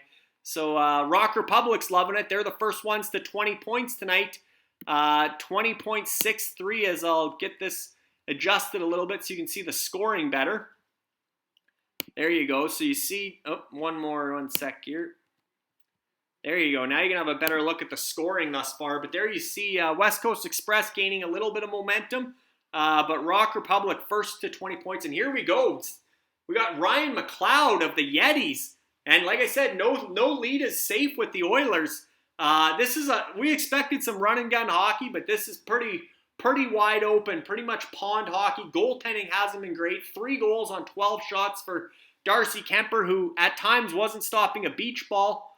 And this is a bit of redemption for Darnell Nurse. He's going to get an assist here. He gained the zone, gave it to Warren Fogle. He got a decent shot off, but Darcy Kemper's got to control that rebound too. Leaves one gift wrap, tap in for Ryan McLeod at the top of the crease. So Edmonton cuts that, gets it right back 4-3 now. And I don't think we've seen the last goal in this game. We're only a couple minutes into the second period. We got 7 goals. That's McLeod's second career playoff goal. Shots are 20-12 for Colorado, and we got 7 goals on 32 shots. I'm playing hockey later tonight after this game, assuming it doesn't go to double or triple overtime. And that's about my save percentage in men's league is 7 goals on 32 shots. So that looks like a stat line I might be putting up tonight. That's not NHL goaltending. And some of the goals have been nice goals, but generally speaking, it's probably a 2-1 game right now, not 4-3. The goaltender's got to be better. And but again, everybody had a lot of excitement for this series to be high scoring, and so far it's delivered. Game 1 of the Battle of Alberta, we'll all remember. Edmonton's pressing here. I mean, they're going for the equalizer right here. And Darnell Nurse is trying to get some redemption. He had the assist on the second assist on this last goal, and he was up on the rush again. So I think he's well aware he's having a terrible night, and personally responsible for 3 of the 4 Colorado goals at least. And now he's not doing much in front of the net again. So Darnell Nurse is struggling these playoffs. He's playing hurt, but if you're that hurt, you probably shouldn't be in the lineup. I mean, not that Chris Russell is going to do a lot better, but Nurse has been struggling and there's another terrible turnover by Darnell Nurse. I think number 25 might want to get to the bench here as soon as possible. He logs a lot of minutes for Edmonton, but he's had a negative impact on this game, to say the least. He does have 1 assist, but didn't pick up his man there again, didn't cut off the pass into the slot. Another big save from Mike Smith on a one-timer from the slot. Now a breakaway for the Oilers. Here they come. Zach Kassian. Oh, denied by Darcy Kemper. There's probably the first good save of the game, although Kassian almost deked wide of the net. I don't think that would have went in even if Kassian would have. I'm pretty sure he was backhanding it wide. Kassian's not a breakaway expert by any means. And now here comes Colorado the other way again, as again defensive play's been not good. Another turnover by Edmonton in their own zone. But Darnell Nurse is just having for a guy that's going to make $9.5 million next season, he's been terrible, and it's 5-3 Colorado. That's Mikko Rantanen. That's a snipe, folks. That's back bar and out. It was out as fast as it was in. Great shot from Rob Conte and the Godfathers, one of their franchise players, Mikko Rantanen, who's now starring for West Coast Express. So big goal for West Coast Express. That was Nathan McKinnon that was stopped there. But again, how Landeskog passes that puck from behind the net to McKinnon in the slot without Darnell Nurse getting a stick on. Again, we're talking about a guy that's make $9.5 million next year. If you're too hurt to play, then don't play. But if you're in the lineup, you gotta play a lot better than Darnell Nurse is playing right now. But great shot by McKinnon over to Rantanen and back barring out. What a snipe that was. Mike Smith's been going down very early. You look at the Cale Makar goal, which again, bar down. Mikko Rantanen goal. I think Mike Smith's, he's a big guy. He's 6'5". He's got to play a little bigger in the net. He's playing like a 5'9" goaltender such as myself. getting beat high on all these shots. So either he's got to be a little bit more stand-up and not go down so soon, or he's just got to play bigger in the net, because his shoulders should be at the crossbar when he goes down, and they're beating him over the shoulder on every shot. So where are we now? We're 5-3. We got 8 goals. That's McKinnon's got another point there. He's definitely winning the SCO picks contest over McDavid. McDavid has no points on Edmonton's 3 goals so far. Now Mike Smith's helmet's knocked off and he's chirping at the ref. But 5 goals on 22 shots. I think he should focus on stopping the puck instead of worrying about what Nazem Kadri's doing. Let's see here. Yeah, Kadri went a little hard to the net and he shook off his helmet, and McDavid and Kadri, but I mean, pretty harmless. That's a hockey play. Again, maybe not. Nazem Kadri gets a bit of a headlock going there. One-arm swing. He definitely took a swing at Smith trying to get under his skin. So that's how Kadri plays, though. He's on the edge. That might have been a unsportsmanlike or goaltender interference. I mean, he definitely, from that angle, he did reach down and pull Smith's helmet off, which Kadri's an agitator and Mike Smith's a bit of a hothead. It's already 5 goals against on 23 shots. If you can get Smith even more off his game, why not if you're Nazem Kadri? But yeah, this is not a good showing for Edmonton. Defensive zone play has been terrible. Cross-ice passes all day. Turnovers up the middle of the ice all day. So a lot of regrouping to do if you're the Oilers here. 5 minutes into the second period, already 8 goals tonight. You'll remember the opener of the Battle of Alberta, 15 goals. That was a 9-6 game. It feels like we're on our way to a 9-6 game here, because I wouldn't say Darcy Kemper, although he stopped that Zach Kassian breakaway where, I mean, again, Zach Kassian's not going to score too many breakaway goals, and he essentially deked wide, but Kemper did get a pad on. I'm pretty sure his backhand was missing the net anyway. But yeah, I mean, here's Darnell Nurse again. So where is he going? He's chasing his guy up to the blue line. He's turning around, looking at the puck, I don't know. I mean, to me, now he's missed that, didn't cut it off behind the net. Not to pick only on Nurse, but I mean, you just spot watch Nurse on a shift, and what's he doing here now? He's just not doing anything tonight. Like he's a pylon out there, and if you're that hurt, don't be in the lineup, because you're literally a liability. And I was saying that during the Calgary series as well. And there's another Colorado goal. Looks like JT Compher tipped this one in. And Darnell Nurse, if he's not -5, and again, remember, one of those goals was a power play goal. So I think he might be -5 at even strength. And do you give Darnell Nurse another shift in this game? We're going to see Mikko Koskinen come in here. 6 goals on 24 shots for Mike Smith. Again, looking like a middle-aged Larry Fisher. And I'm a couple years younger than Mike Smith still. He's 40, and I'll be 38 this year. So, he's looking a lot like a Larry Fisher in beer league. But that's not a good night for Mike Smith. But again, I'm going to throw the blame on Darnell Nurse, who just had another absolutely useless shift. Believe he's -5 tonight, but I think I'd leave Nurse on the bench the rest of the game and really consider dressing Chris Russell for Game 2. Because Darnell Nurse is having a negative impact throughout the playoffs. He was bad in at least a few of the games against Calgary, and he's really bad here tonight. So, again, a guy that's going to be making $9.5 million next year, and I know he's playing through an injury. I get it. He's probably playing looks like he's playing at 10%, but let's give him the benefit of the doubt and say he's playing at 40%. But at that point, you don't need to be in the lineup, because you are a liability and you're costing your team on almost every shift. You're making a bad play. You're not physical. And your decision-making, I don't know if you're hurt that your mind's not working, but your decision-making with the puck is bad. It's bad all over for Darnell Nurse. So, again, from the Oilers' perspective, I don't know how much longer you let Darnell Nurse play these playoffs before you look at and I say Chris Russell, but what about young Philip Broberg, first-round pick, top 10 pick? He's sitting there healthy. He had a good game down the stretch. When Nurse was hurt for the final 3 games of the regular season, he was out of the lineup. Philip Broberg stepped in, scored his first career National Hockey League goal on a great assist from Connor McDavid. This might be Philip Broberg time with the way Darnell Nurse is playing as Kadri chips it by him. Nurse takes a penalty. He's got to, at this point, Darnell Nurse, interference penalty. Like, what is he doing? He's got to get off the ice. Like, now he's going on a penalty. This could be 7. Koskinen hasn't faced a shot yet. Now he's got to face this top Colorado power play unit. I think Darnell Nurse, sit your 2 minutes or less in the box of shame and then hit the showers. You've had that's enough for tonight. You're responsible for 6 goals already, and now you're in the box for a potential 7th goal. And again, I don't know if everyone else is following Nurse as closely as I have been in these playoffs, but if you're hurt, you're hurt. Get out of the lineup, because you're actually hurting the team at this point. When you're supposed to be a number 1 defenseman, you're paid as a top 10 defenseman in the entire NHL next season at $9.5 million.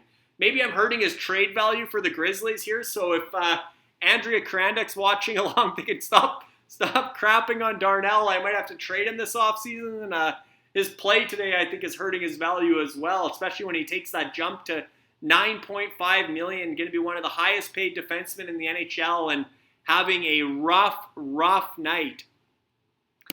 Let's see, make sure you guys are on the same page with Nurse, but yeah, I'm just catching up here. Obviously, that goal call is still a hot topic.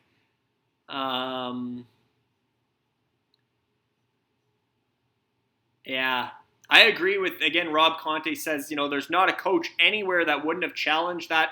And the game did turn on that Makar goal, and then, of course, they get a power play out of it because it was a failed challenge, and they score on the power play. And let's admit that that decision turned it from a 2-2 to a 4-2 game.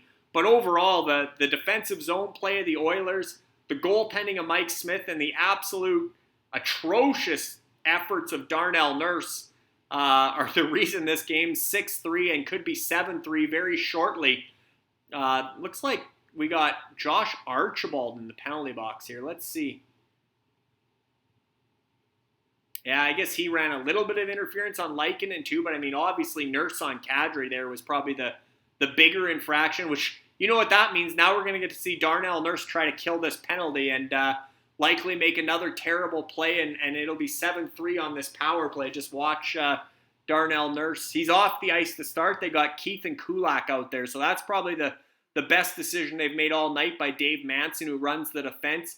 Father of Josh Manson, who's obviously a defenseman for the Colorado Avalanche. So father against son, assistant coach against son, Josh and Dave Manson. Dave Manson was a former defenseman himself, hard-nosed defenseman, Prince Albert Raiders, and eventually made his way to the Edmonton Oilers and had, when they were bad in the early to mid-90s or mid-90s, Dave Manson was one of their toughest defensemen when I was growing up watching the Oilers. So he was a guy who also, at times had a big, heavy shot. Plays much like his son Josh. I mean, can put up some points too. And there's Duncan Keith with a huge block on it. Looked like a Nathan McKinnon one-timer.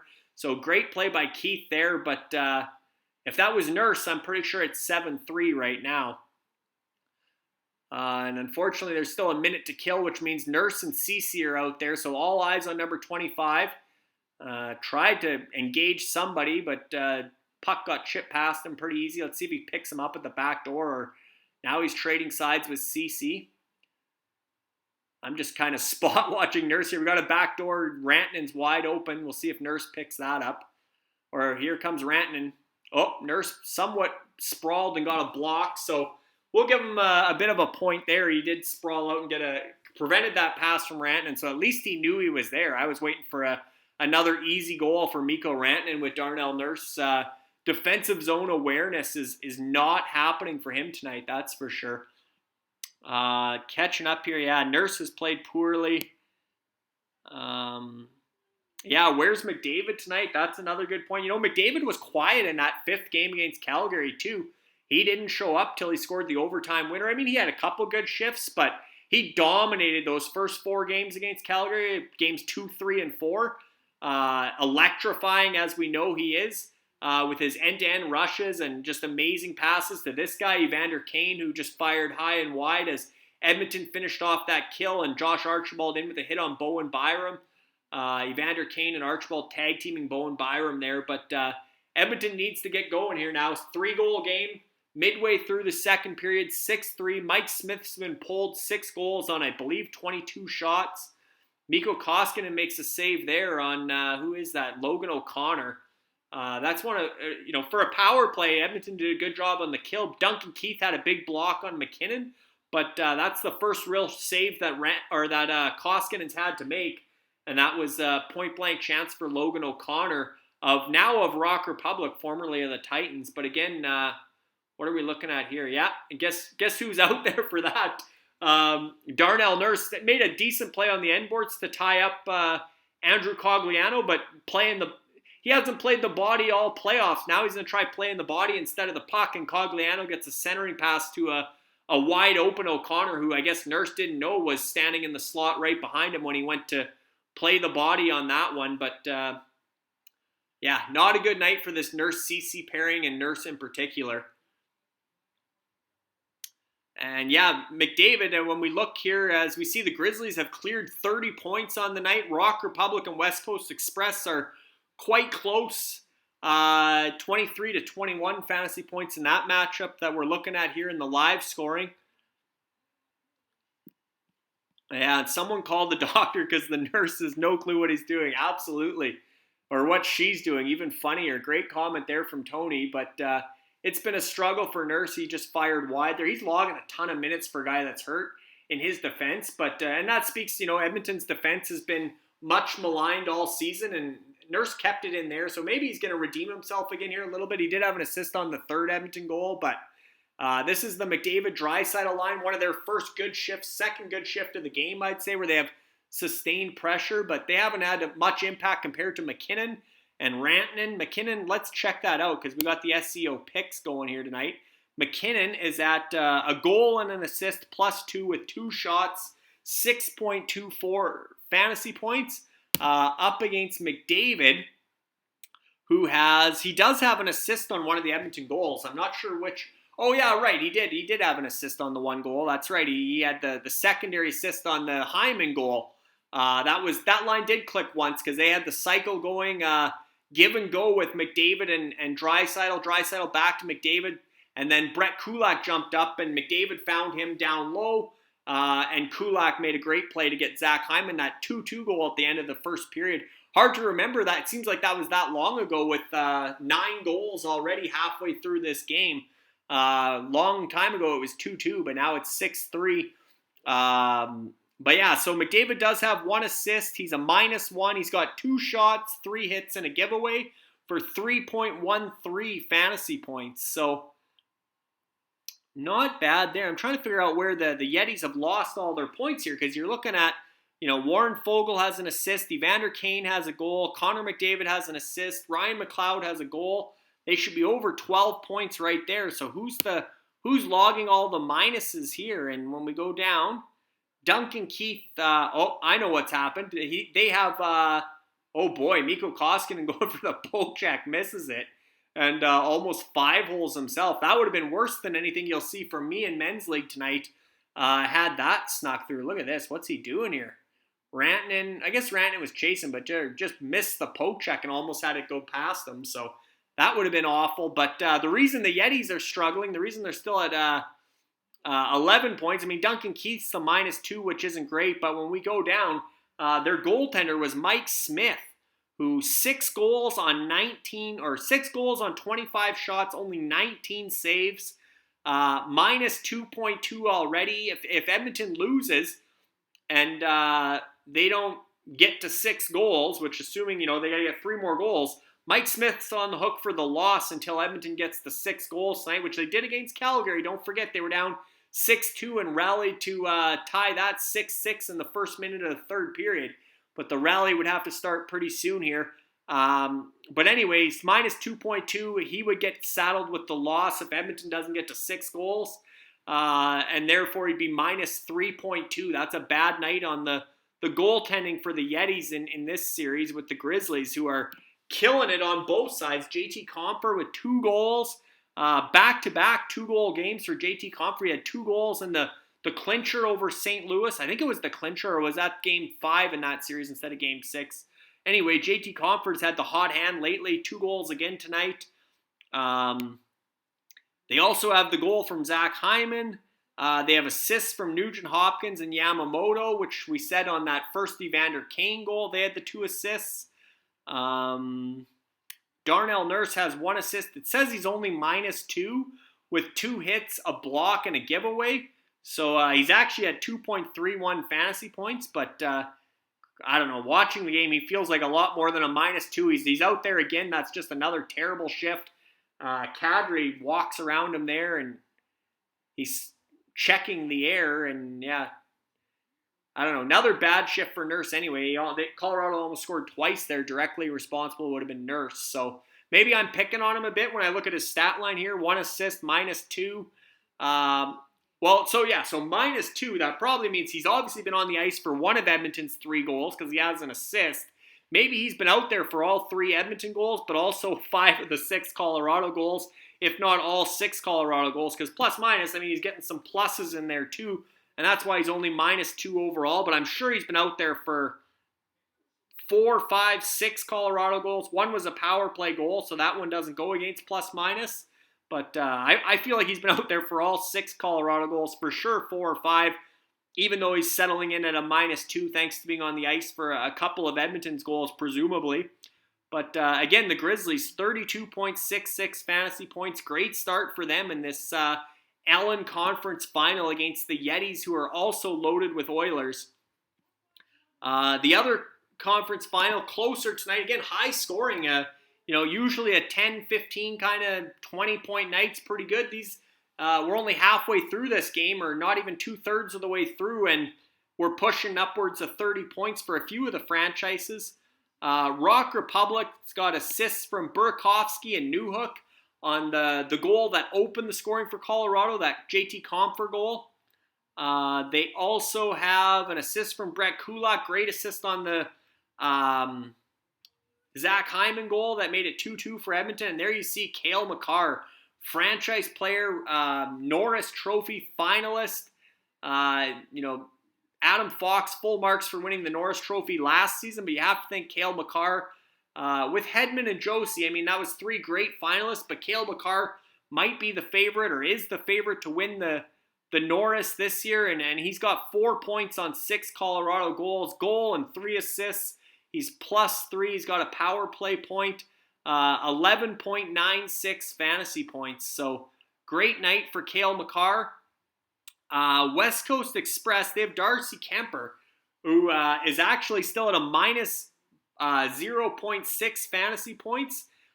3 goals against on 12 shots, it's saying. I don't think that's updated because Edmonton's up to 18 shots now, so the live scoring might be a bit behind here. I don't know. The clock's right, but they're saying he's only made 12 saves. He's made 15 saves, unless I'm missing something. I know there was a bit of maybe, let me double check this. Maybe Pavel Francouz is in right now, because in all that Darnell Nurse talk, Kemper was having some equipment problems for sure. So did Colorado also make a goaltending change? Let's see here. They did. So Pavel Francouz is in, and he's 4 for 4 in saves. I missed that goaltending change, focusing on Darnell Nurse, and obviously the Mike Smith goaltending change for coming out for Mikko Koskinen. But we got Pavel Francouz. We got in goal for Colorado here. He's made 4 straight saves to start. And I know they were just showing a replay of the Ryan Johansson stick through the mask on Darcy Kemper when he got that eye poke. So I wonder if Kemper's eyes may be bothering him, but it looked like it was an equipment problem to start the second period. But normally an equipment problem, you're out for 1 shift and you're back. He's been out for, obviously, Francouz has made 4 saves. Edmonton hasn't had too many shots this period, so that change happened a while ago, around the same time as the Mike Smith change, presumably. So Darcy Kemper might be ending with a -0.6, although he did leave when I believe it was 6-3 already. So barring a comeback, he'll get the win bonus, which will bring him up to positive points. Win bonus is 2.5 fantasy points. So again, when you're doing these watch parties, sometimes you miss a little bit here and there, and you don't like to miss a goaltending change with Kemper coming out and Pavel Francouz going in, or Francois going in. So interesting that both teams have changed goaltenders already tonight. Shots are 29-18 for Colorado, and they're up 6-3 with 4:45 to go in the second period. Looking at West Coast Express, 2 assists from Devin Taves. Obviously, he's Makar's defense partner. They're great. Here comes Mcdavid from Draisaitl. Great play by Devin Taves there, a one-on-one to stop Mcdavid off the rush. McDavid didn't have a full head of steam there, but still, when it's one-on-one, McDavid's one of the most dangerous players in the league, if not the most dangerous. And Devon Toews played him really well, took the puck instead of the body, but was going to stand him up body as well, and then got his stick on the puck and took possession there. So this defense pair for Colorado, Makar and Toews, Hedman's great, Roman Josie's great, but when you're going, what's the best defense pair in the league? There's nobody better than Cale Makar and Devon Toews. As you see here, Devon Toews, 2 assists, +3, with a shot on goal, a block, and a takeaway for 6.71 fantasy points. Great start for him for West Coast Express. Devon Toews coming over from, trying to remember, I think he came over from, God, I'd have to trace that back to when they got Devon Toews. Maybe Devon Toews they just got him. He was the Royals eliminated in the Howe Division Final, Founders Trophy winning regular season champion Royals. When we were looking at the draft results, they took Mikko Rantanen in the first round, first overall, and they took Devon Toews with the first pick of the second round. And that's been a great pick for the Royals. Helped them eliminate the Outlaws in the first round, and then obviously it came up short against West Coast Express. But those reinforcements, Devon Toews, who isn't a member of the Royals, now obviously he was drafted in the playoff draft. I think Devon Toews is a member of the Warriors. I think Sean Cosgrove's franchise, the Warriors, are the proud owners of Devon Toews, and he's been getting them some good leasing revenue through a couple rounds here. Obviously, or at least in the first round, he played well for the Royals and then lost in the second round, so he won't get any leasing revenue there because he was on the losing side with the Royals. Losers don't get paid, only the winners get paid, but now he's trying to get the Warriors another leasing payout by a strong performance with West Coast Express, as is Mikko Rantanen, whose same scenario, he was great for the Royals in the first round, got the Godfathers a payout, didn't get a payout in the second round because he was on the losing end to West Coast Express, and now the Godfathers are cheering for West Coast Express, and Mikko Rantanen's off to a good start with a goal and an assist, 4 shots. Obviously, he's got probably the nicest goal of the night, just an absolute snipe off the back bar and out on Mike Smith. Power play goal, that was. I think that was an even strength goal, and because the power play goal, I think, was Kadri.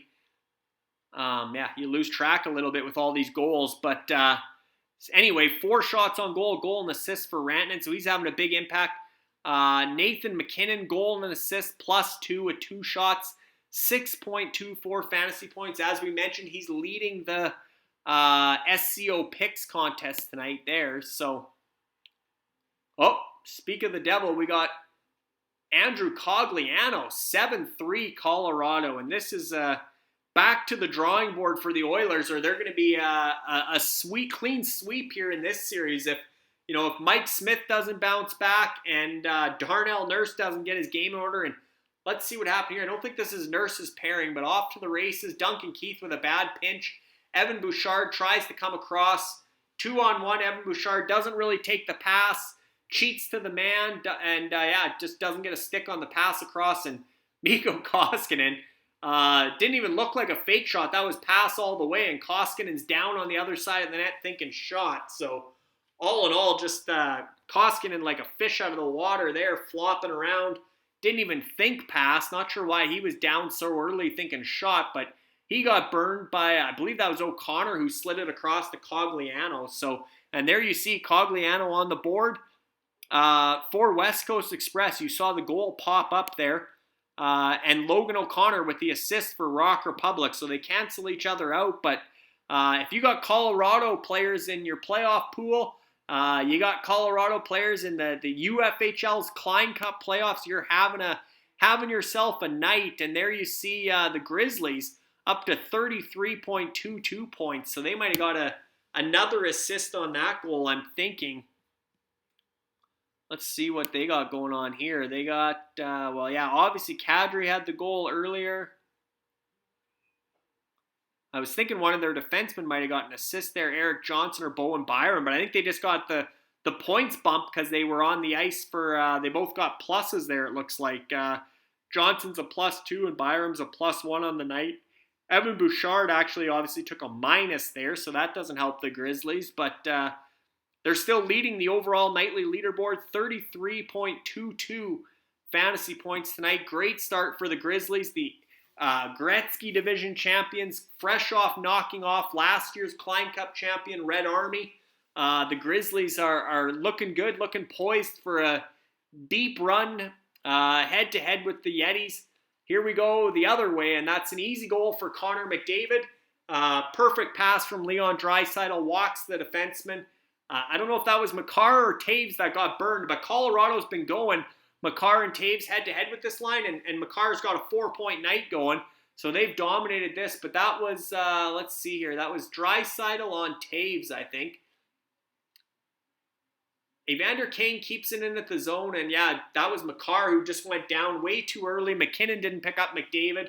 Makar sprawled, and yeah, backdoor for McDavid, and there you see Pavel Francouz is, I don't know who slid and missed worse, Koskinen on the 2-on-1 Cogliano goal, or Pavel Francouz, forgetting that number 97 is a pretty dangerous player, and that Leon Draisaitl is a pretty good passer and might be looking for McDavid in a situation like that. But as you've seen, Evander Kane back up on the top line. He started that play by keeping it in the zone. Now we got a penalty. Looked like Zach Hyman drew a penalty here. So with 2:55 to go in the second period, Edmonton's cut the deficit to 7-4. Crazy, 7-4, 11 goals already, and now they're going on a power play. Zach Hyman draws a penalty there on the zone entry. Bit of a hook, it looked like, by Arturi Lehkonen. So here we go, 7-4 Colorado, but Edmonton's got a power play fresh off Draisaitl to McDavid for the 7-4 goal. So don't blink yet. The Yetis are starting to make a bit of a comeback. They obviously have Kane and McDavid, so that was a big goal for them with 2 out of the 3. Draisaitl, obviously, of the Grizzlies, gets on the board as well there. His first point of the night, that was McDavid's second point. He's got a goal and an assist. But yeah, we're going to close out this second period with Edmonton on the power play, 7-4 game.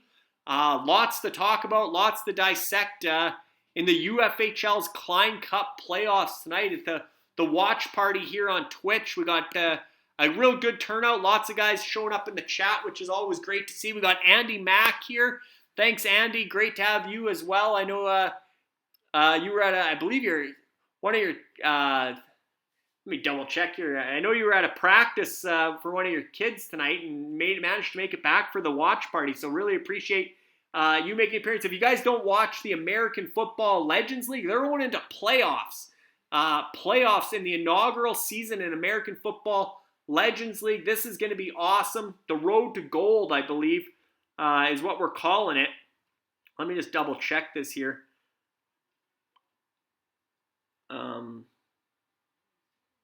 Yeah, Andy was at his son's baseball practice, but made it back here. Let's check the AFLL, because I know they got playoff games starting Friday is the first game. Friday, Sunday, Monday.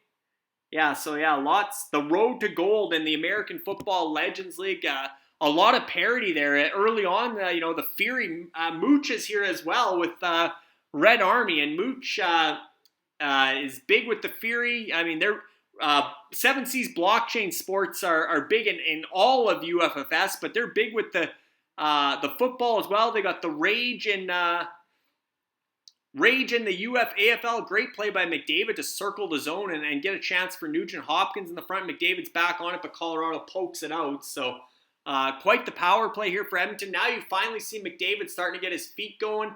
Hyman back to Nugent Hopkins, over to Draisaitl, back to Bouchard for the big shot, blocked.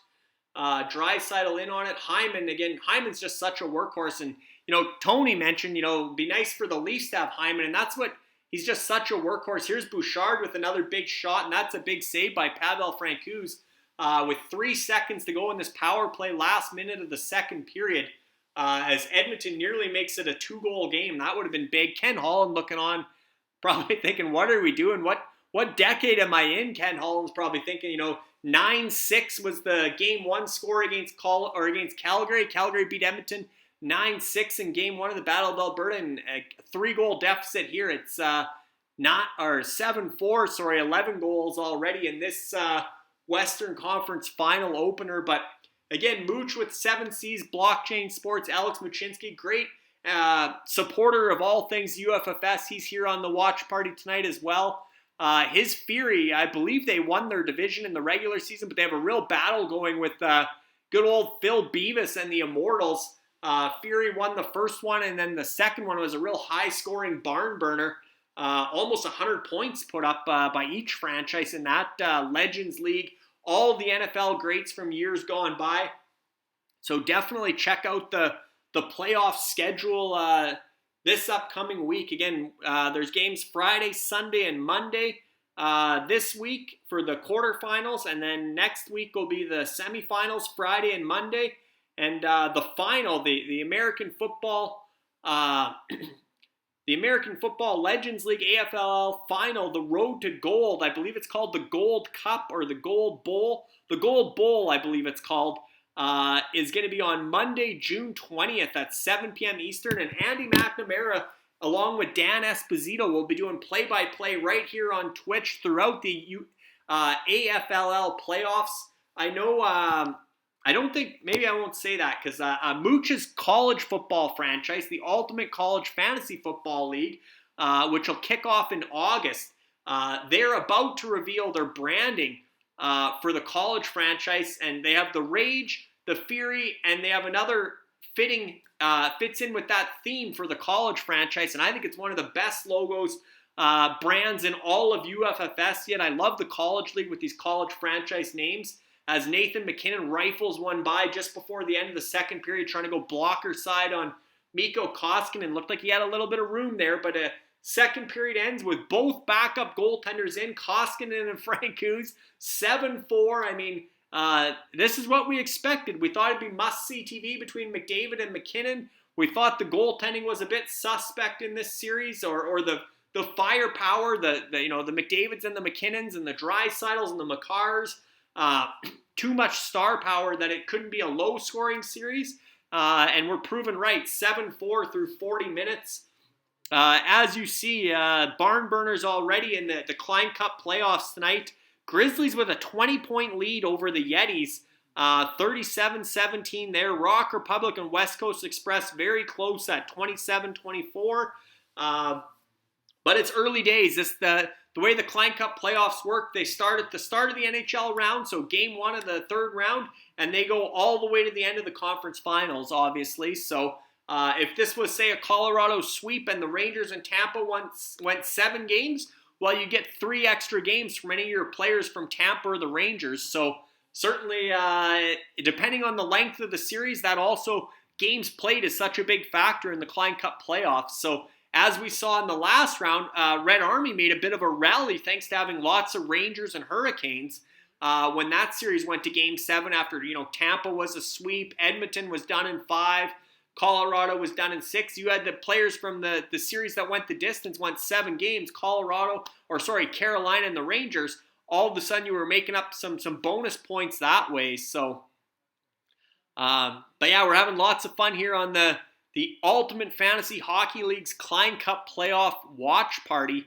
I believe this is the 6th show we've done on Twitch.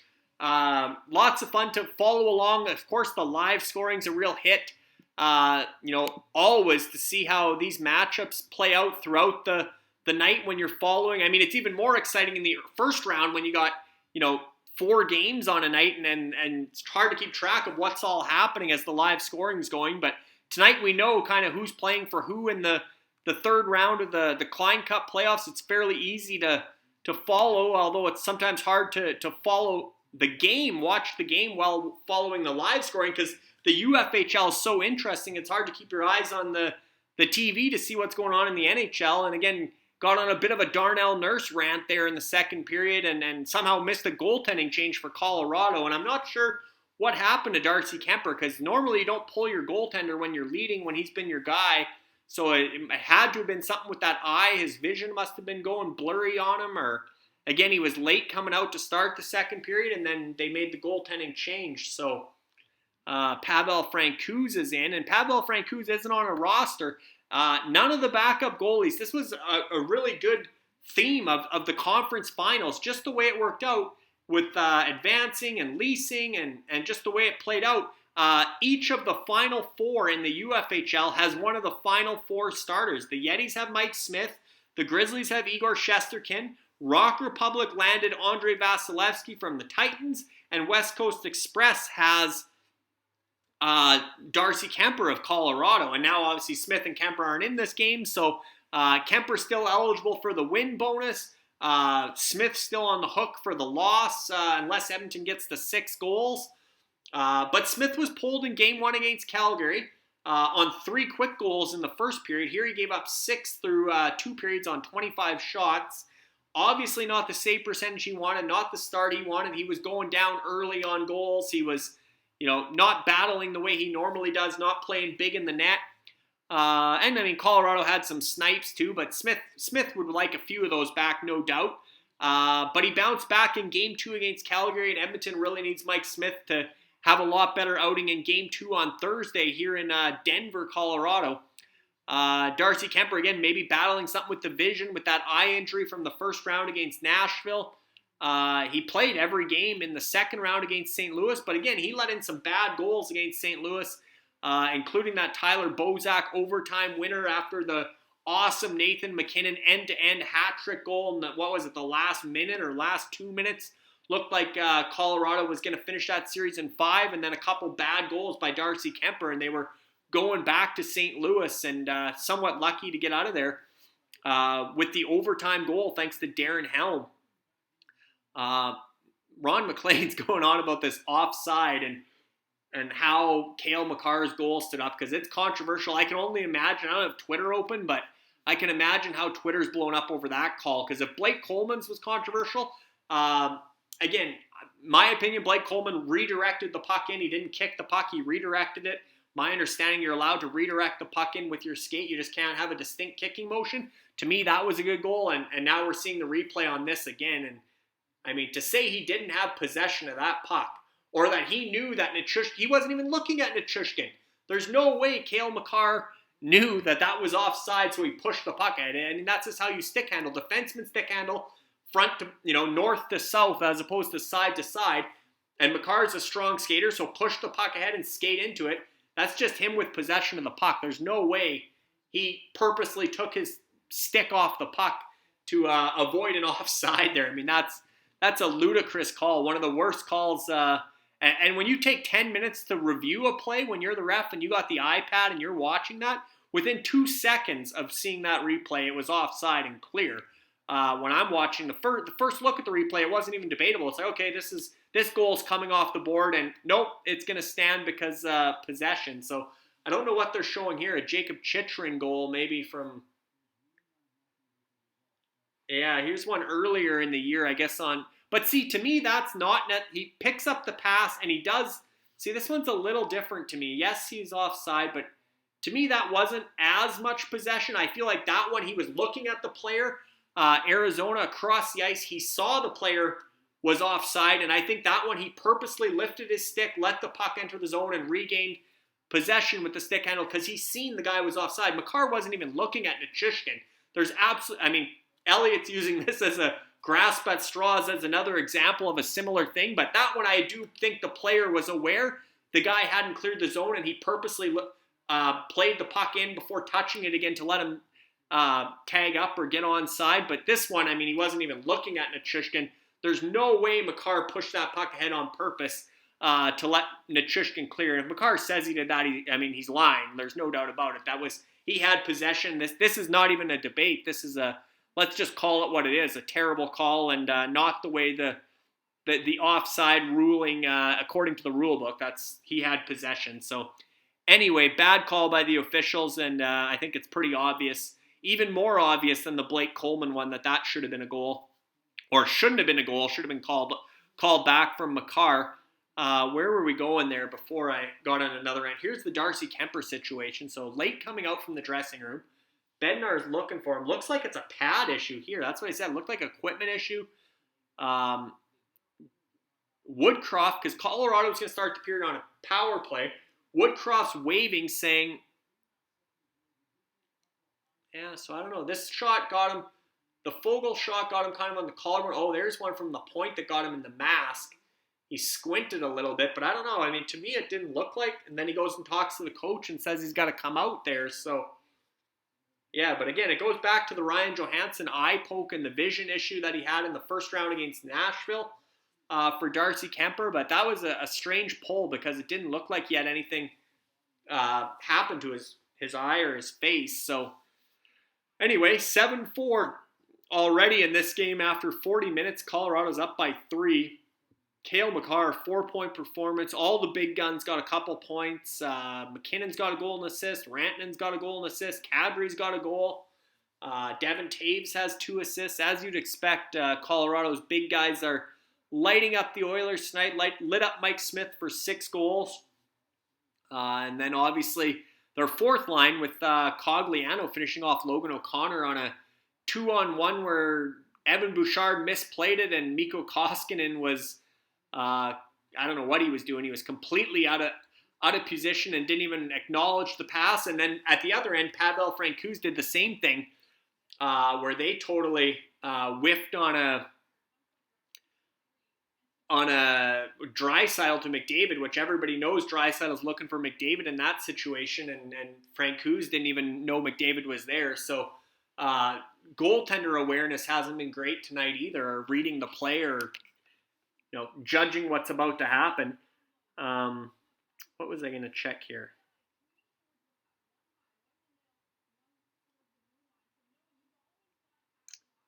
That's not the one.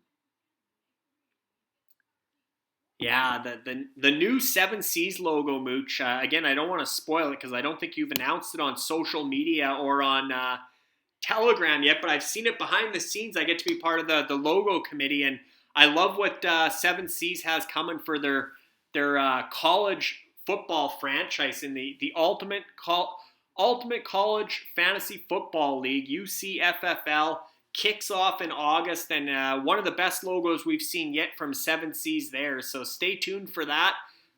Should be coming out anytime now as 7 Seas continues with their awesome branding. And again, they got the Rage, the Fury, and now they got another fitting name to go into that theme with a great logo that hopefully can get some college football fans on the bandwagon for their school. And again, with the college league, kind of like the Ultimate Fantasy World Juniors, which will be back in August 9th to 20th in Edmonton. The World Junior Championship will be 2.0 for 2022. They played 3 days worth in December, and then COVID struck and they canceled the tournament or postponed it, but they're actually, I guess it was a cancellation because they're starting from scratch. Those first 3 days are wiped out. Tournament starts over in August, and we'll be starting over in the Ultimate Fantasy World Juniors, starting from scratch as well with a supplementary draft. The Republic of the 7 Seas there, again, 7 Seas Blockchain Sports with a very cool flag, but with the Ultimate Fantasy World Juniors, you had to come up with a flag and a country emblem or logo. Now with the College Football League, most of the franchises are coming up with school names, universities, techs, whatever, right? Much like NCAA football. So, plus you still have your franchise name, right? You still have your Renegades or whatever, just like the Longhorns or whatever in college football. You still have your actual mascot and or team name, but you also are coming up, you get a chance, like the World Juniors, you get a chance to create your own country. Now you get a chance to create your own university or college, which I think is super cool. Let's see what else we got going on in the chats here at the second intermission. Yeah, obviously the Grizzlies and Rock Republic are 1-2, but West Coast Express is right there, and they would still get the win bonus from Darcy Kemper, which would bring him up 2.5 fantasy points. So they're probably looking at that 27. Rock Republic and West Coast Express are really close heading into the third period, and Tony says he's not sure this game is over yet, and that's a great point too, because as we saw, Edmonton can rally, and Colorado's been playing pretty loose defensively, and Edmonton's power play can be potent if they draw another penalty, and who knows what the hockey gods are thinking after the 2-goal swing with obviously the Makar goal that was clearly offside, should have been called back, and then because it was a failed challenge, Colorado gets a power play, and they score early in the second period on that power play, Nazem Kadri. So a 2-goal swing there. Maybe the hockey gods have another rally in the works for the third period. And yes, exactly. Mooch says since you're talking up our logos, you need to talk up Ross Monroe, who designed them all. And Ross has designed I'd say 40%, 50% of all logos across UFFS. A lot of franchises turn to Ross for his logo work. Ross heading up Ultimate Fantasy Horse Racing, which will be coming later this year. Also working on Ultimate Fantasy Racing in general, doing F1, testing that behind the scenes. I know they might get NASCAR going as well. Lots of different racing sports, auto sports, motorsports coming to UFFS in the months and years to come as well. But Ross, electrician by trade, by day, graphic designer by night. He's done down in Louisiana. He's got quite the graphic design side hustle going, and certainly 7 Seas has been a good client for Ross. I think, I don't know if you've hit double digits yet, Mooch, for total number of franchises, but when you factor in college football and some of the other ones coming, you got to be getting close to 10 now if you're not there already. I think you were at 7 earlier this year, so 7 or 8. I mean, you lose track, but 7 Seas is I believe the only, I don't want to call it a business, but corporation or fantasy sports, blockchain fantasy sports company, I guess you can say, that is in every UFFS league. So great to have 7 Seas in all the leagues, including college football, and like I said, getting close to double digits in franchises on the Ultimate Franchise Fantasy Sports platform, UFFS. Check us out at UFFsports.com is the homepage. You can check out you can navigate to all the sports from there, and our gameplay, as you see, is hosted on Fantrax for the Klein Cup playoffs and the Ultimate Fantasy Hockey League, which is what we're doing a watch party for here tonight in the UFHL's Klein Cup playoffs. We knew this would be a high-scoring one. We knew it would be fun for the watch party, game 1 of this series in Edmonton, Colorado, and it hasn't disappointed. Mckinnon and Mcdavid, let's update before this third period gets going. We got a battle on our hands in the SCO picks, because I believe they both have a goal and an assist going into the third period. Here you see Mcdavid, goal and an assist, 2 shots, 3 hits, only 1 giveaway. He's at 6.05 fantasy points for the Yetis. And let's check out his opponent tonight, Nathan Mckinnon, for West Coast Express. 1 goal, 1 assist, +1 with 3 shots. 6.02 for Mckinnon, 6.05 for Mcdavid. So there's what you're watching in this third period, especially if the score doesn't get any closer. I mean, it's 7-4. And I wouldn't say this has been a super entertaining game. It doesn't have the same physicality, same emotion or intensity that Battle of Alberta had. It's almost like a feeling out, almost like a pond hockey type game, end-to-end, kind of loosey-goosey. Not real playoff hockey. Like I said, defensive zone coverage hasn't been good. Goaltending obviously hasn't been good at either end. So not I wouldn't call it a classic playoff game by any means. A high-scoring game, 7-4, but it's almost more of a beer league game than an NHL playoff game through 2 periods. But 6.05 for Connor McDavid, 6.02 for Nathan McKinnon. So McDavid's up by 0.03 in tonight's SCO Picks Challenge, which here you see McKinnon was the favorite thanks to a late wager, last-minute buzzer-beating wager. McKinnon had 400 SCO wagered against 350 for McDavid, so very close odds going into tonight. Which superstar will produce more fantasy points in Game 1 of the Western Conference Final tonight? Connor McDavid of the Yetis, 6.05. Nathan McKinnon of West Coast Express, 6.02. Neck and neck. The big guns are almost deadlocked going into this third period. So that's definitely something we're going to be watching to close out tonight's game.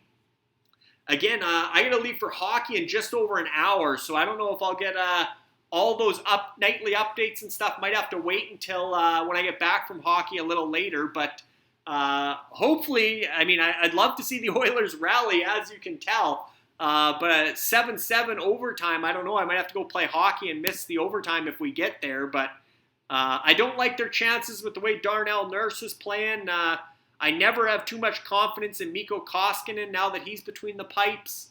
It seems like anytime they need a big save, they're not getting it from Koskinen. That's why Mike Smith has been Edmonton's guy, is because normally he's the modern day Grant Fuhr. He might let in 6, but when they really need a save, he can still get that save. He's a battler.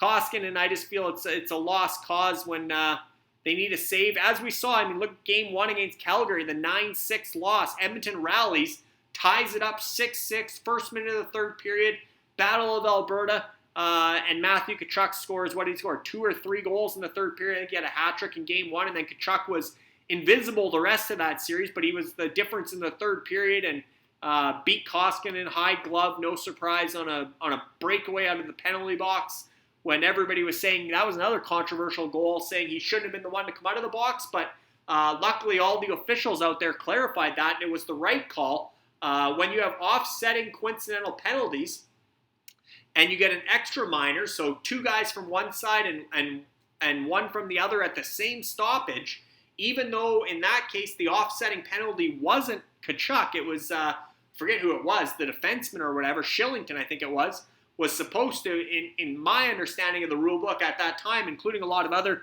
beat writers and people around the hockey world, misunderstanding of the rule was that if there's an offsetting penalty, 2 guys get tripping and a dive, whatever, and then there's a scrum and there's a roughing penalty, the guy who got the tripping penalty with the other penalty, the offsetting one, they stay in the box, and the second penalty is the one that comes out. In this case, it was Tkachuk and somebody got roughing penalties, and there was a second penalty, or original case. I think what happened there was Shillington tripped somebody. That was the original penalty. There's a scrum after the whistle. Tkachuk and somebody else got offsetting penalties. They went to the box, and you think Shillington with the original trip would have to come out at the end of that power play, and they sent out Tkachuk instead. He went in and scored on a breakaway.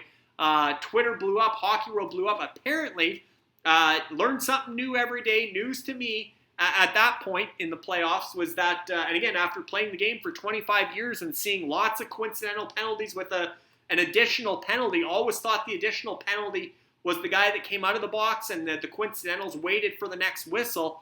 But in reality, the captain of the team that takes the extra penalty can inform the ref which player they want to come out of the box at the expiration when that power play ends, which player they want to come out, including the guy who had the offsetting coincidental penalty. You can have him come out, which Calgary did. They sent Tkachuk out and he scored.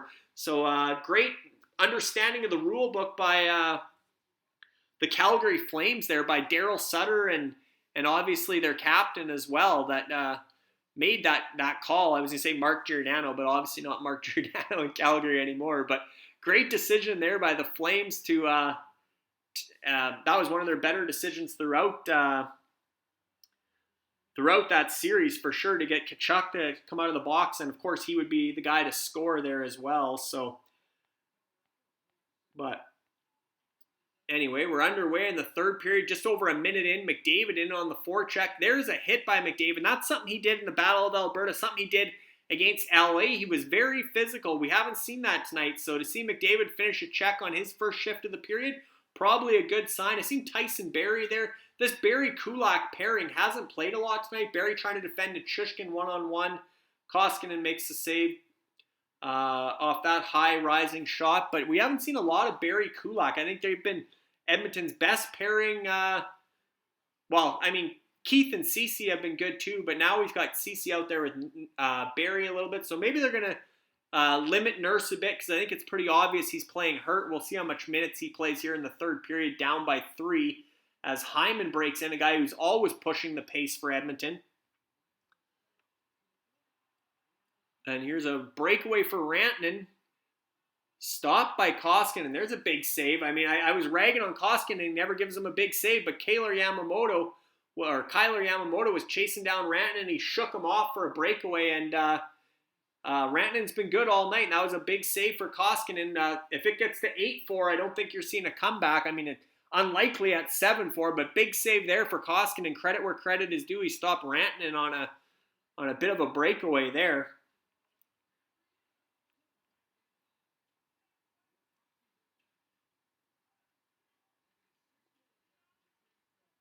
I don't think Calgary had a captain this year. I'm just looking back at the game sheet because I had Giordano stuck in my head, but I think Calgary went assistants all year long. I don't think they named a captain after. And now that I think of it, that's true, because Johnny Gaudreau was wearing an A when he scored the the overtime winner in their first round series to advance past Dallas. He got the overtime winner in Game 7, and he was wearing an A that night because Chris Tanev was out, and they were talking about how it's 3 A's all year. So, yeah, Calgary never named a captain after Mark Giordano went to Seattle, and maybe that's because all the uncertainty with Gaudreau, Matthew Tkachuk, who we were talking about, all those guys are up for new contracts. Who knows who's going to be back in Calgary? And wait a minute, Derek Ryan with a goal pops out in the slot, and we're back to a 2-goal game. Andre Burakovsky looks hurt for Colorado. He's down, slow to get up, but that puck popped out in the slot, and Derek Ryan, who's been on both sides of the Battle of Alberta, veteran guy, Edmonton's fourth line out here, Archibald, Ryan, and Cassian. Shot blocked by Burakovsky, bouncing around like a pinball. Cassian behind the net, pinballs it off Josh Manson. Again, we said son of Dave Manson, off Josh Manson's skate. Somehow ends up right on the tape of Ryan, and he roofs it past Pavel Francouz, and we're 7-5. So here we go again. We're up to 12 goals in Game 1. Battle of Alberta had 15 goals in Game 1. Andre Burakovsky's heading to the room. Looked like he blocked a shot off his ankle, it looked like maybe. But big goal for Derek Ryan and the Oilers, and now all of a sudden maybe we do have overtime looming with a 2-goal lead. We'll see if every time Edmonton scored tonight, Colorado's basically got one back on the next shift. And I was talking about how Mikko Koskinen rarely makes that big save when they need it. This is, Grant Fear hockey, 7-5. We've seen a lot of this in the 80s. Well, I didn't. The 80s where I was in diapers, but don't remember those games. But I've seen all the highlights, and I've got the 10-disc collection that they put out on DVD of the 10 greatest Oilers playoff games from the 80s. I've watched all those, and a lot of them were this, 7-5. Grant Fear gives up, 5 bad goals. And then, he makes a breakaway save, and next thing you know, Gretzky scores twice, and Edmonton wins 8-7 or whatever it was, right? That was the thing with Grant Fear. His save percentage was never that good, but big moments, key times, and Edmonton could play this way. They could run and gun because they knew Grant Fear was going to get him that big save, and Mike Smith's been a bit of that this year, not at that level, obviously, as much maligned Darnell Nurse gets a chance there, and shot gets blocked and up over the out of play into the netting, but let's see. Yeah, Bouchard fires. Yeah, that was Bouchard. That caught him on the inside of the kneecap, it looked like. Higher than the ankle. But yeah, I don't know. Cassian tried to center it off a skate right to Derek Ryan. So, believe that was the Titans had Derek Ryan, I want to say. So I believe he's now a member of Rock Republic. As you see, they hit 30 points. Yeah, Derek Ryan with the goal for Rock Republic. So they're up to 30 points on the night as well. Grizzlies, again, they got Cassian. No, sorry, Cassian is a member of the Yetis against the Grizzlies here. So Cassian got an assist there. No, sorry. Too many Oilers in the Allen Conference Final. You lose track of them all. Cassian is a member of the Grizzlies. So assist there for Cassian. And as you see, did Archibald get an assist there as well? Yes, he did. That whole line was in on that goal. So Archibald and Cassian just keep running it up for the Grizzlies. They get 2 assists on the Derek Ryan goal, and pretty much everybody, I see everybody from the Grizzlies is on the score sheet tonight. 44.75 fantasy points. That's going to be one of the highest scoring nights we've seen with a one-game night, right? I mean, this is the kind of score, 44 points is what you see in the regular season when there's 10 games on a night. You don't see this out of a one-game thing. And yes, they do have almost full lineups because of the awesome way the leasing system works for playoffs. A lot of these players are in the lineup tonight. It's close to a full lineup. But still, to have 44 fantasy points on a playoff game with one game on a night, I don't think we'll see another one this high scoring the rest of the round. So great timing for a Klein Cup playoffs watch party. And like we said, this game might not be over. Tony called it. Here come the Oilers again. 5 minutes into this third period, down 7-5, thanks to Derek Ryan bringing them within 2. Again, we're really keeping an eye on the McKinnon Mcdavid watch, and that's going to, now that it's a 2-goal game, I mean, McDavid's going to try and make an impact here, no doubt about it. And McKinnon would like the finishing touch too. And as we mentioned, if Edmonton gets to 6 goals, then the loss would shift to Koskinen, and I believe the win would shift to Francouz, and neither of those two are rostered in this round of the playoffs, because as we were mentioning, the 4 starters, Smith with the Yetis, Shesterkin with the Grizzlies, Vasilevsky for Rock Republic, and Kemper for West Coast Express are all rostered just the way it shook out. But Koskinen was eliminated. Frank Kuz was eliminated. Obviously, Brian Elliott wasn't rostered for the playoffs or wasn't drafted. And who am I missing? Alexander Georgiev as well was eliminated earlier in the playoffs. So just the way it worked with the leasing system, no backups made it to this round, and all 4 starters are on 4 different franchises, which is great to see because some of these franchises didn't have goaltenders last round. The Grizzlies did have Pyotr Kochetkov, the backup in Carolina, but they didn't have a starter. I guess, yeah, Rock Republic actually had Jordan Binnington, who was hurt, obviously, in that last round, and they did have Antti Ranta, who also got hurt last round. So both Rock Republic's goaltenders got hurt. Ranta got hurt last night in that Game 7, but both their goaltenders were hurt, and they both were eliminated in the second round in the division finals in the NHL. So that's bad news for Rock Republic, right? Oh no, they knocked out the Titans, and the Titans have Andrei Vasilevsky. So welcome aboard. Rock Republic picks up Vasilevsky after losing Binnington and Ranta. It doesn't get much better than that for a goaltending upgrade. So great storylines throughout the UFHL playoffs. That's the thing with the UFHL. The storylines are just as good as the NHL. Once you really start following the UFHL, you get to know the rosters, you get to know the trade history, the rivalries that are brewing. I mean, look at this Grizzlies Yetis, McDavid against Draisaitl. That could if Edmonton stays good for the next few years, you could have conference finals year over year in the UFHL. In this Allen Conference, it could be the Yetis and the Grizzlies, McDavid against Draisaitl. They're both franchise players. Those aren't leased players. Those are McDavid's the franchise player for the Yetis. Draisaitl's the franchise player for the Grizzlies. This matchup could play out multiple times in the third round conference finals in the UFHL for years to come. Potentially, I mean, a lot of people think maybe the Oilers are a one-hit wonder and they won't make it this far again next year. But if they do, the Grizzlies and the Yetis are going to have a good chance to make the conference finals again, and we'll see some rivalries really develop. You look at the first round of the playoffs this year, the Battle of the Rock Republic against Kamikaze, 2 franchises from Newfoundland, both based in Newfoundland. The owner of Kamikaze, owner GM Donnie Talk, was an original founding member of Rock Republic, decided to branch out, buy his own franchise, bought Kamikaze and brought Paul Easton with him. 2 of the 5 from Rock Republic went and spread their wings and got the Kamikaze franchise going and led them to the playoffs this season. And who do they meet in the first round in their division, in the OR division? They're old buddies from Rock Republic, who Rock Republic got the better of Kamikaze. Great matchup.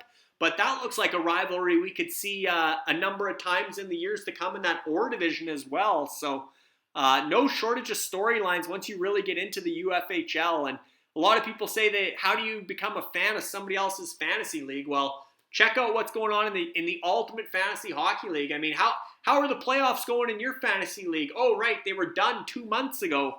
No one's even thinking about fantasy hockey other than maybe you're in a box pool for the playoffs or office pools playoff thing with your buddies from work or whatever, but you're not playing dynasty level fantasy hockey in the playoffs right now because it doesn't exist. This is the Ultimate Fantasy Hockey League, innovative leasing system, the only place you're going to get an actual playoffs mirroring the NHL thanks to that leasing system. But and the storylines and stuff, I mean, this is as good as it gets. If you can't become a fan, and again, for myself, I got no skin in the game. I don't have a franchise. I don't even have a family member in the UFHL. I got nobody in the UFHL. I got some guys that I've been playing fantasy hockey with for a lot of years that are GMs or owners in this league. But generally speaking, aside from a few friends, I don't know anybody in the UFHL. And I'm probably, I think it's pretty safe to say I'm the biggest fan of the UFHL. But, once you really get invested interest and you learn the rosters and stuff, I mean, and now you got SCO picks, which, like you said, look at this SCO picks contest tonight. Extremely close between McDavid and McKinnon halfway through this third period. See if one of them has an impact here down the stretch. But it's pretty easy to be a fan of the Ultimate Fantasy Hockey League, let me tell you that. And that goes for all the UFFS leagues. You like the NFL? Check out the Ultimate Fantasy American Football League. You like the NBA? Well, we're into the UFBA Ultimate Fantasy Basketball Association Finals. are starting, I believe, tomorrow night alongside the NBA Finals. Again, how are your home league, your fantasy basketball, how's your playoffs going? You've been done for months. So, because usually fantasy playoffs happen during the regular season. This is another innovative part of UFFS to keep the playoffs going throughout the real world playoffs, and it makes everything that much more realistic.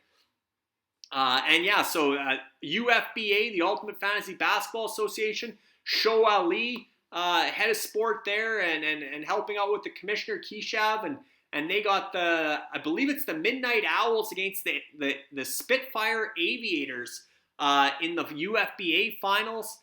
Same playoff leasing system. If you're a basketball fan, check that out. And baseball, I mean, it's still the dog days of summer, almost, I guess, 2 months into the season. Inaugural season for Ultimate Fantasy League Baseball. Craig Ballard, who's doing the watch party tomorrow night right here on Twitch, same time, same place.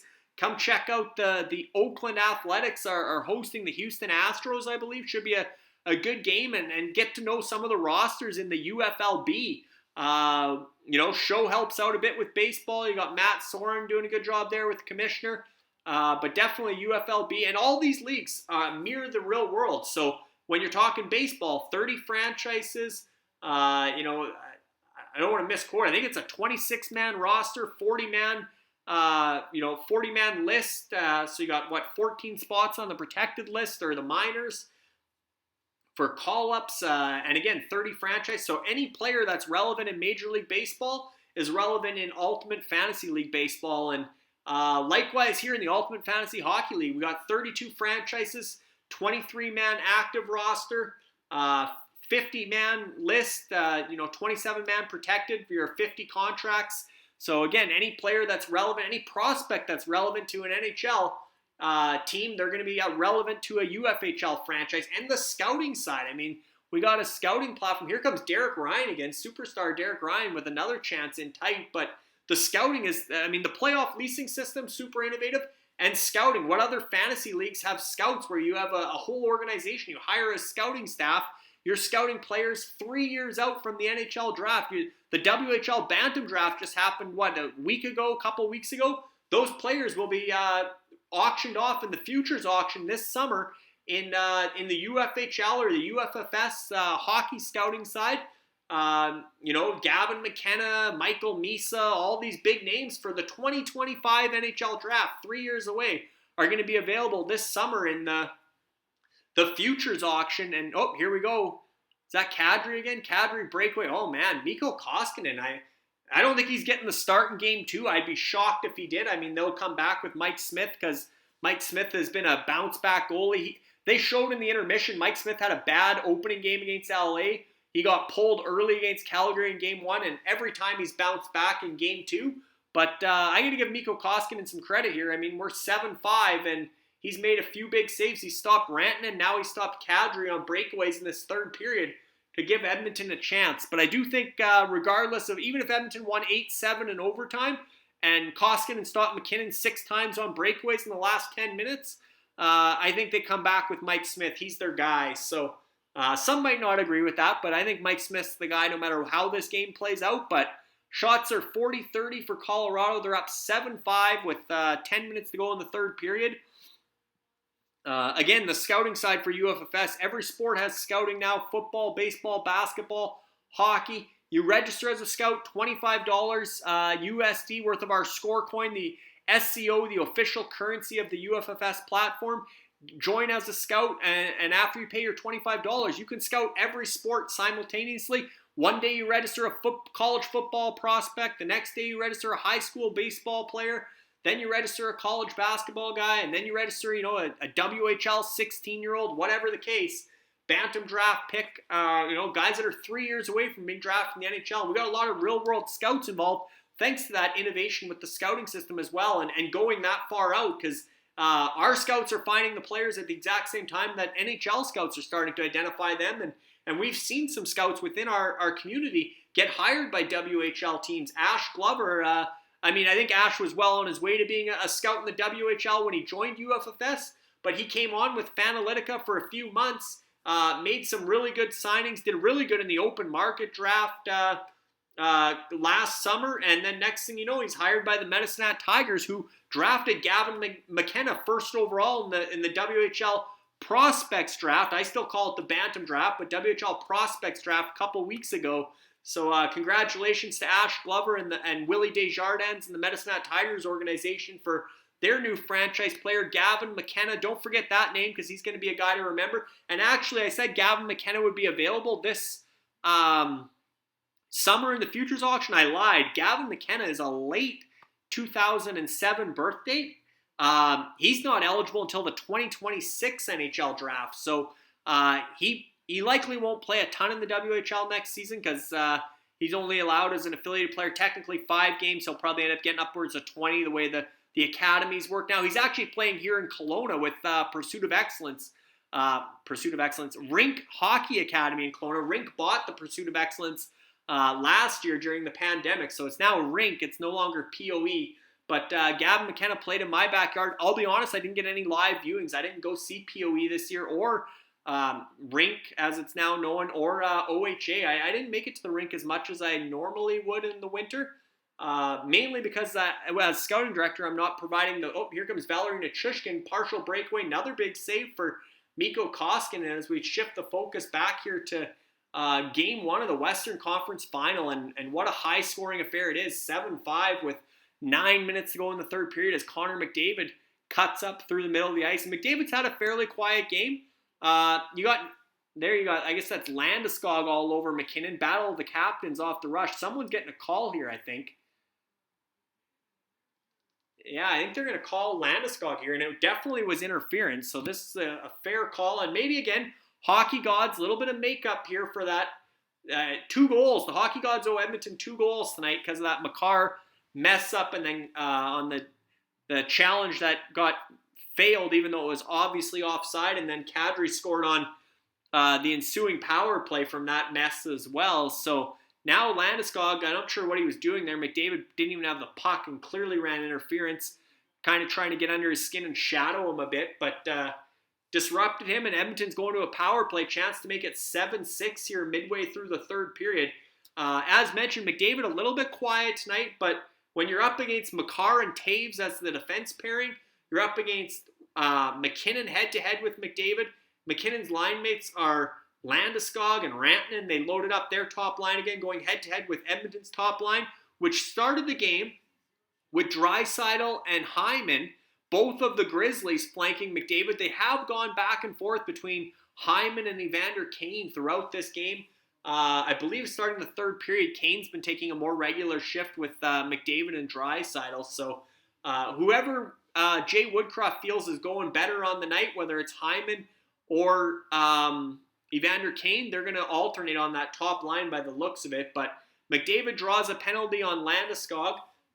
Penalties drawn was a controversial category we added to the UFHL this year, but Fantrax wasn't scoring it properly. That would have been a penalty drawn for McDavid, but Fantrax was, whenever there was offsetting minors, they were giving penalties drawn to both players. So your physical players that get a bunch of offsetting roughing penalties were all of a sudden shooting up in value, and that wasn't the intent of the category when it was voted in as a scoring category. It was for this type of play where they're running interference on a McDavid and he draws a penalty. But that category doesn't exist in the UFHL under the Fantrax scoring system. It was removed in the first week of the season once the franchises noticed it wasn't being scored properly. And now Edmonton's on a power play here down 7-5. So let's check this out as Edmonton wins the faceoff. Barrie and Nugent-Hopkins playing catch down to Draisaitl. He shoots, and again, we got Pavel Francouz in goal, in case you missed it. Like I did in the second period, Darcy Kemper got... See, this is some poor puck management there by Tyson Barrie at the blue line. Not sure why he didn't go back to Draisaitl, but Colorado clears. But yeah, Darcy Kemper left the game presumably for something to do with his vision or his eye. An injury from the first round that maybe is flaring up a bit. But we got Pavel Francouz in goal for Colorado. And like I said, Mikko Koskinen, much maligned, has been really good since coming in and replacing Mike Smith. He didn't look very good on the one Colorado goal he allowed, but other than that, he's been good in this third period, giving Edmonton a chance. And there you go. McDavid backdoor to Draisaitl, and he fanned on it a bit. Didn't get all of it and went wide. But this power play is dangerous. We all know that. Back to Barrie. He fires wide. And Barrie's a former Colorado Avalanche. He started his career there, had a good run. You know he wants to have an impact here back in Denver. As Edmonton continues to work it around over to Draisaitl. McDavid play catch. Back to Draisaitl. Back door. There it is. Ryan Nugent-Hopkins, top corner, power play goal. 7-6, ladies and gentlemen. We're heading to 15 goals. 7:24 to go in the third period. Believe McDavid and Draisaitl are going to get the assists. So now McDavid's going to be ahead of Nathan McKinnon. And, well, he was ahead going into the third period, but now he's definitely ahead in the SCO picks contest tonight now that he's got his third point. Goal and 2 assists for McDavid on what I would call a quiet night. Quiet night, 3 points, Connor McDavid, as he gets Edmonton back to 7-6. And I know Mooch is just learning hockey, and like I said, this has been a bit of a pond hockey game. Ken Holland's fired up. You don't see that kind of emotion out of Ken Holland high-fiving in the press box, but this Edmonton team, no lead is safe, and we've said it, and Tony called it, this game isn't over. Again, I don't really want overtime because I'm going to have to shut her down on the live watch party here if it goes to overtime because I had to go play hockey in 45 minutes unless we get a really quick overtime goal, but anyway, great goal by Ryan Nugent-Hopkins, who's been clutch all playoffs for Edmonton, coming up big as the longest-serving Oiler. Assists to McDavid and Draisaitl. Nugent-Hopkins and Draisaitl, both members of the Grizzlies, as you see their points popping up here. And then also McDavid getting his third point of the night for the Yetis over here as he's up to 9.3 fantasy points. Power play point there as well. So we got ourselves a hockey game. 7-6. Pavel Francouz in goal for Colorado. Mikko Koskinen in goal for Edmonton. And now Colorado's trying to survive, and Edmonton's going to try and even this up as Evan Bouchard and Duncan Keith get twisted up behind the net. Now this is, again, not to, Mikko Koskinen's been great tonight, but this is where Grant Fear, the great Grant Fear, great without a great save percentage. This is where Grant Fear would shut the door and Edmonton would somehow find a way to win 8-7 and Grant Fear would be a hero letting in 7 goals. Let's see if Mikko Koskinen can keep shutting the door because he stopped Kadri, he stopped Rantanen on breakaways in this third period. This hasn't been a great hockey game. This isn't a classic playoff game. Lots of skill out there, lots of goals, 13 goals, which is crazy for playoffs. It hasn't been a real tough, or even real high excitement playoff game. It's just been, like I said, almost like a men's league game where lots of weird bounces, lots of goals. But now we're going to see how this final 6 minutes plays out. We're under 6 minutes to go in regulation, and Edmonton's looking for that equalizer. If Edmonton can steal this game, especially if Darcy Kemper's hurt now, not that Darcy Kemper's been very good in the playoffs, but Pavel Francouz, very unproven goaltender. Mike Smith will be better in game 2. I would bet on that, or, well, he better be for Edmonton's sake, but I would expect a much better effort from Mike Smith. So if Edmonton can steal game 1 in Colorado, then somehow here, then look out for game 2 and with Mike Smith presumably better, and depending what's up with Kemper, this could be a big turning point in this series as Koskinen does his best Mike Smith attempt trying to play the puck and turns it over. Koskinen is not Mike Smith playing the puck, and as we saw in that poke check attempt earlier where he almost scored on himself when he tried to poke check Mikko Rantanen, who didn't even have possession of the puck on a breakaway. But again, I'm not the biggest Mikko Koskinen fan. Mikko Koskinen full marks thus far, and now we'll see if he can shut the door because 1-goal game, Colorado is going to start tilting the ice. And here we go, Draisaitl with the puck up from McDavid, and they're coming in 3-on-2 trailers. Cody Ceci. Cody Ceci's had a lot of big moments for Edmonton in these playoffs. He's scored some goals. There's Darnell Nurse, much maligned. Wow, talk about shot blocking. Nurse and Ceci both from the slot, both blocked. As we keep this Grizzlies-Yetis matchup up because a lot of the Edmonton, Colorado players are in this matchup, and the Grizzlies, 57.49 points. Wow, what a night for them already. I mean, coming up on 60 points in the opener of this series, that's awesome. Great night for the Grizzlies. Representing the Gretzky division in that Allen Conference Final, but here you see Josh Archibald tips it over the net, Draisaitl back to Ceci. Who made all these blocks? Was that Josh Manson? Oh, no, that was Connor McDavid taking the block there off the back of the leg from Ceci. But commercial break, finally a chance for Chris Cuthbert anyway to catch his breath. We'll keep her going here on the watch party. Nick says, just like the Flames-Oilers game one, absolutely. That was, what was it, Nick? I think it was 5-1 and 6-2 for Calgary. Edmonton was down by 4 goals, rallied, tied at 6-6 in the first minute of the third period, and Calgary pulled away for a 9-6 win. But it definitely has that same feel where maybe that game had a little more emotion, a little more physicality, but it wasn't playoff hockey is usually pretty close checking, pretty physical. It doesn't look like men's league hockey. This, if it's your first time ever watching hockey, maybe you'd like it for all the cheering and the lots to cheer about, lots to get excited about, lots of emotion from goals. But as far as a true hockey fan, this doesn't feel like a playoff game. It feels like more like a men's league game. But hey, 7-6 with less than 5 minutes to go. It's going to feel like playoffs the rest of the way, that's for sure, especially if this somehow makes it to overtime. And, I got those Oilers jerseys behind me, so it's hard to say I don't want overtime. But like I said, I'd hate to leave the watch party with overtime because I got to run and play hockey here in a little over a half hour. So with Kevin Bieksa, who I don't know if he's on the panel tonight. I didn't see him in the intermission. But Kevin's brother, Marty, is my captain on our men's league team. And it's actually our final game of the spring league tonight, too.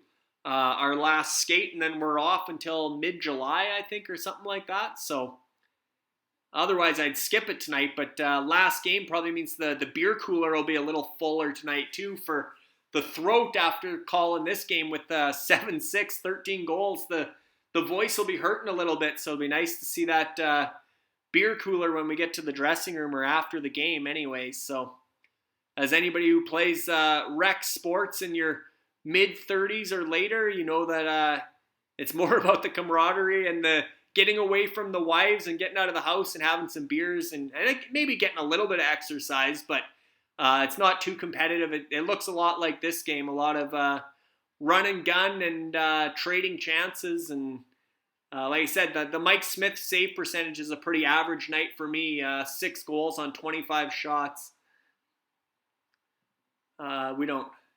Luckily, we don't show any stats on our website anymore, I don't think so. Or I don't look anyway. I don't keep track of my men's league stats. They probably do exist, but I've never looked. So those days are behind me. And they weren't that great back then either. But still like to get out with the boys, still like to have some drinks, and definitely enjoying this third period as we wind her down here. 3 minutes and 20 seconds to go. Edmonton in on the forecheck.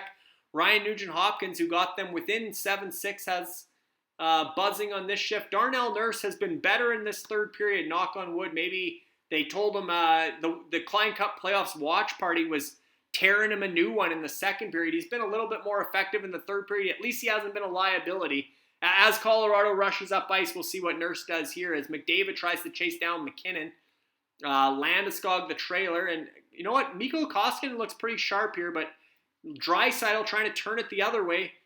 The horse that is Leon Draisaitl, he's caught up to by Nichushkin, who's another big, strong man out there, Valerie Nichushkin. He's really turned in. And there he picks off Draisaitl's pass, clears the zone, gives chase. Nichushkin was a guy that was knocked as an inconsistent player in Dallas. Took him a while to really become the player he is now in Colorado. And he hasn't been great tonight, but that was a really good shift by Nichushkin. Just a big, heavy guy like a Zach Hyman, I guess, that's kind of built for the playoffs. As down to the final 2 minutes now, Darnell Nurse trying to hold off, not sure who that was there, but Nurse turns it up ice. Kane onto Draisaitl. Draisaitl better get off the ice here. He's exhausted. This is a long shift. They need him to get a breather because he's going to be out there for the last minute 30 or not, as Mcdavid, sharp angle shot, trying to sneak it top corner on Francouz. McDavid scored a lot of those goals. Oh boy, rolling puck just wide for the icing. Now they'll get a timeout with 1:49 to go. Draisaitl needs it. He was breathing heavily there. And there you see Mike Smith, the biggest cheerleader tonight for the Oilers. He didn't have a great game. He knows it, but he's on the edge of his seat on the bench. And there you see McDavid scored that goal multiple times this year from the goal line, short side, top corner, but just missed. Almost the right spin there for home team bounce with the way that puck was rolling down the ice. But misses the net, timeout. So here we are. We're at 7-6 Colorado leads. So Mikko Koskinen and Pavel Francouz are the goalies of record. So Mike Smith and Darcy Kemper aren't getting the win or the loss tonight because 6 goals was where that changed when Edmonton got the 6th goal.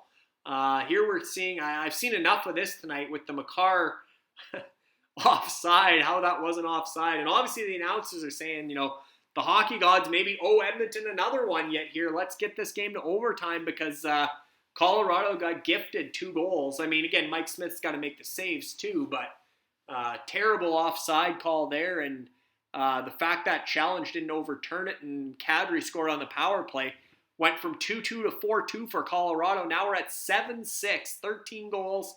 If they tie this at 7-7 and it goes to overtime, we're going to have another game 1 with 15 goals, which was the 9-6 score in Calgary. This would be 8-7 if Edmonton's able to tie this. 1:49 to go. Face off.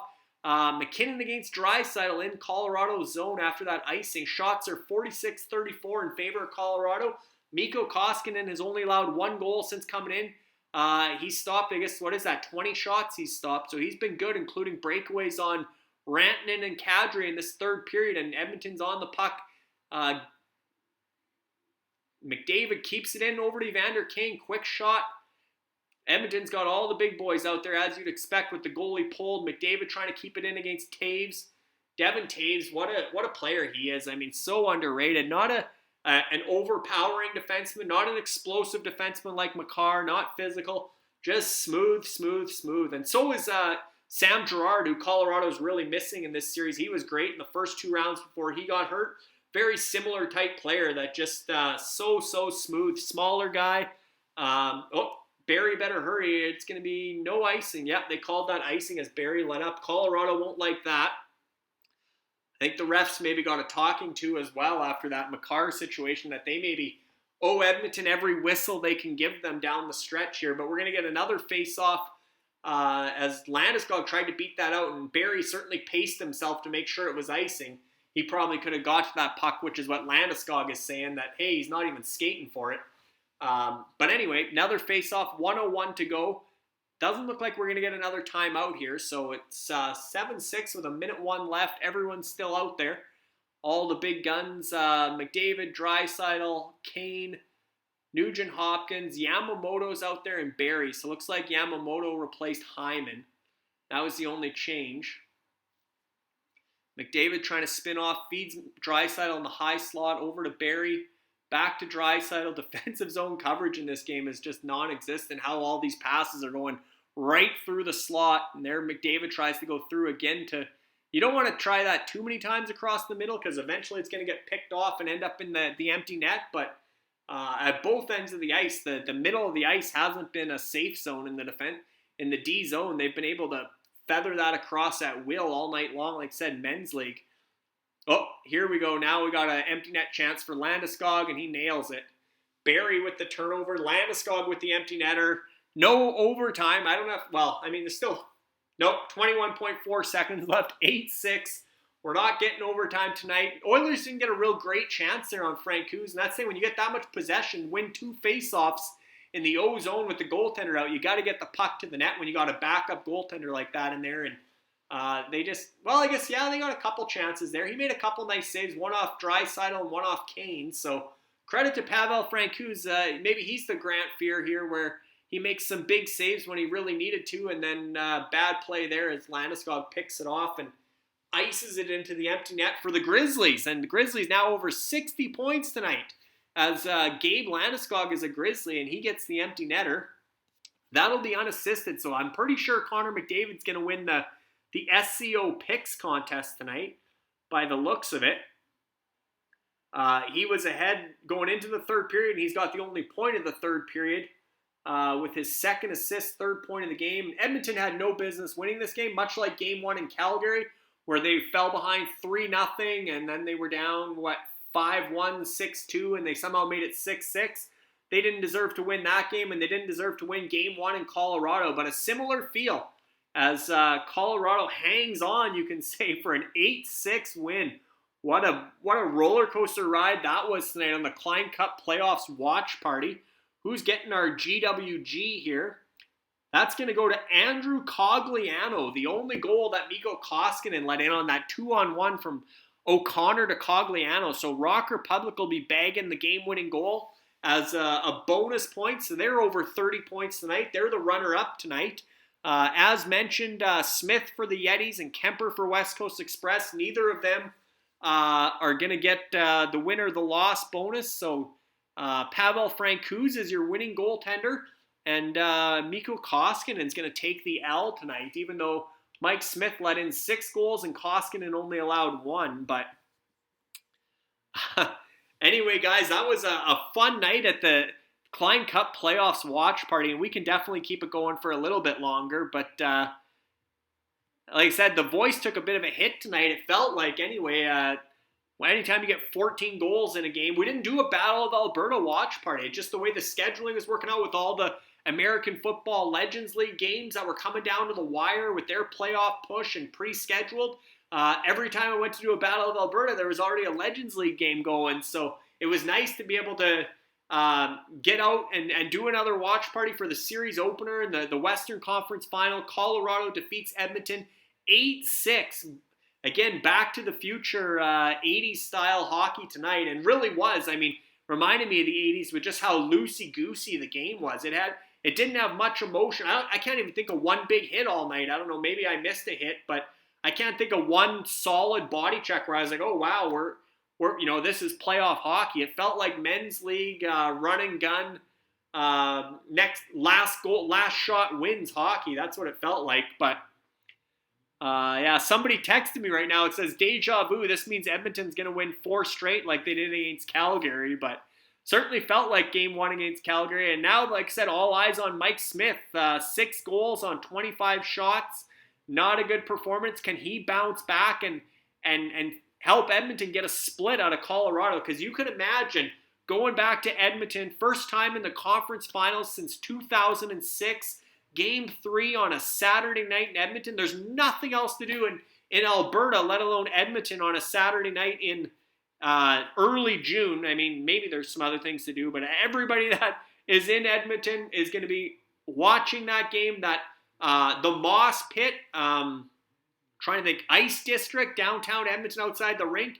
I don't know if they have a fire code there as far as numbers go. I mean, it seems to get bigger every game. It's going to be massive. Every business in downtown Edmonton is going to be killing it come Saturday for Game 3, but it'll be that much more if Edmonton can come back 1-1 in the series and not down 2-0. Again, remembering 2006, they were down 2-0 coming home in the conference final. Won both games at home against San Jose that year.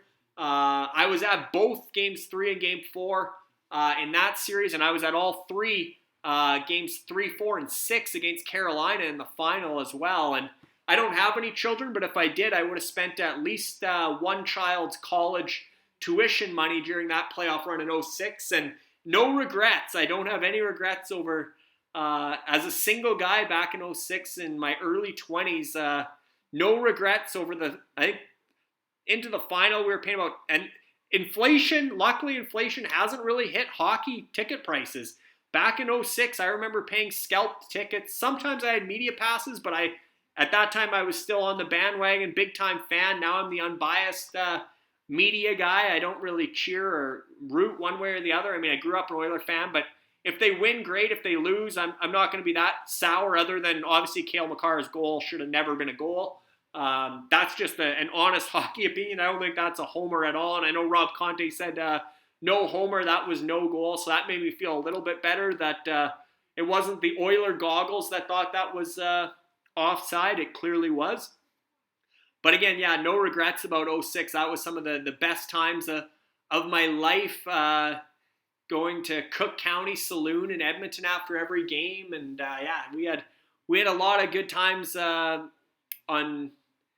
the Blue Mile there. And I remember all the old, that was, going back to 06, YouTube was even fairly new then, but the videos that were going up on YouTube after those games in Edmonton, and there was a few appearances by me. Hopefully those videos are no longer on YouTube, but those are my younger, funner years. Now, like I said, I look forward to one or two beers after men's league hockey, and that's about as crazy as it gets for me. But speaking of crazy, 8-6 Colorado over Edmonton tonight in the series opener. I don't know if we expected anything less. We knew this was going to be a high-scoring series. We knew goaltending was going to be iffy at both ends.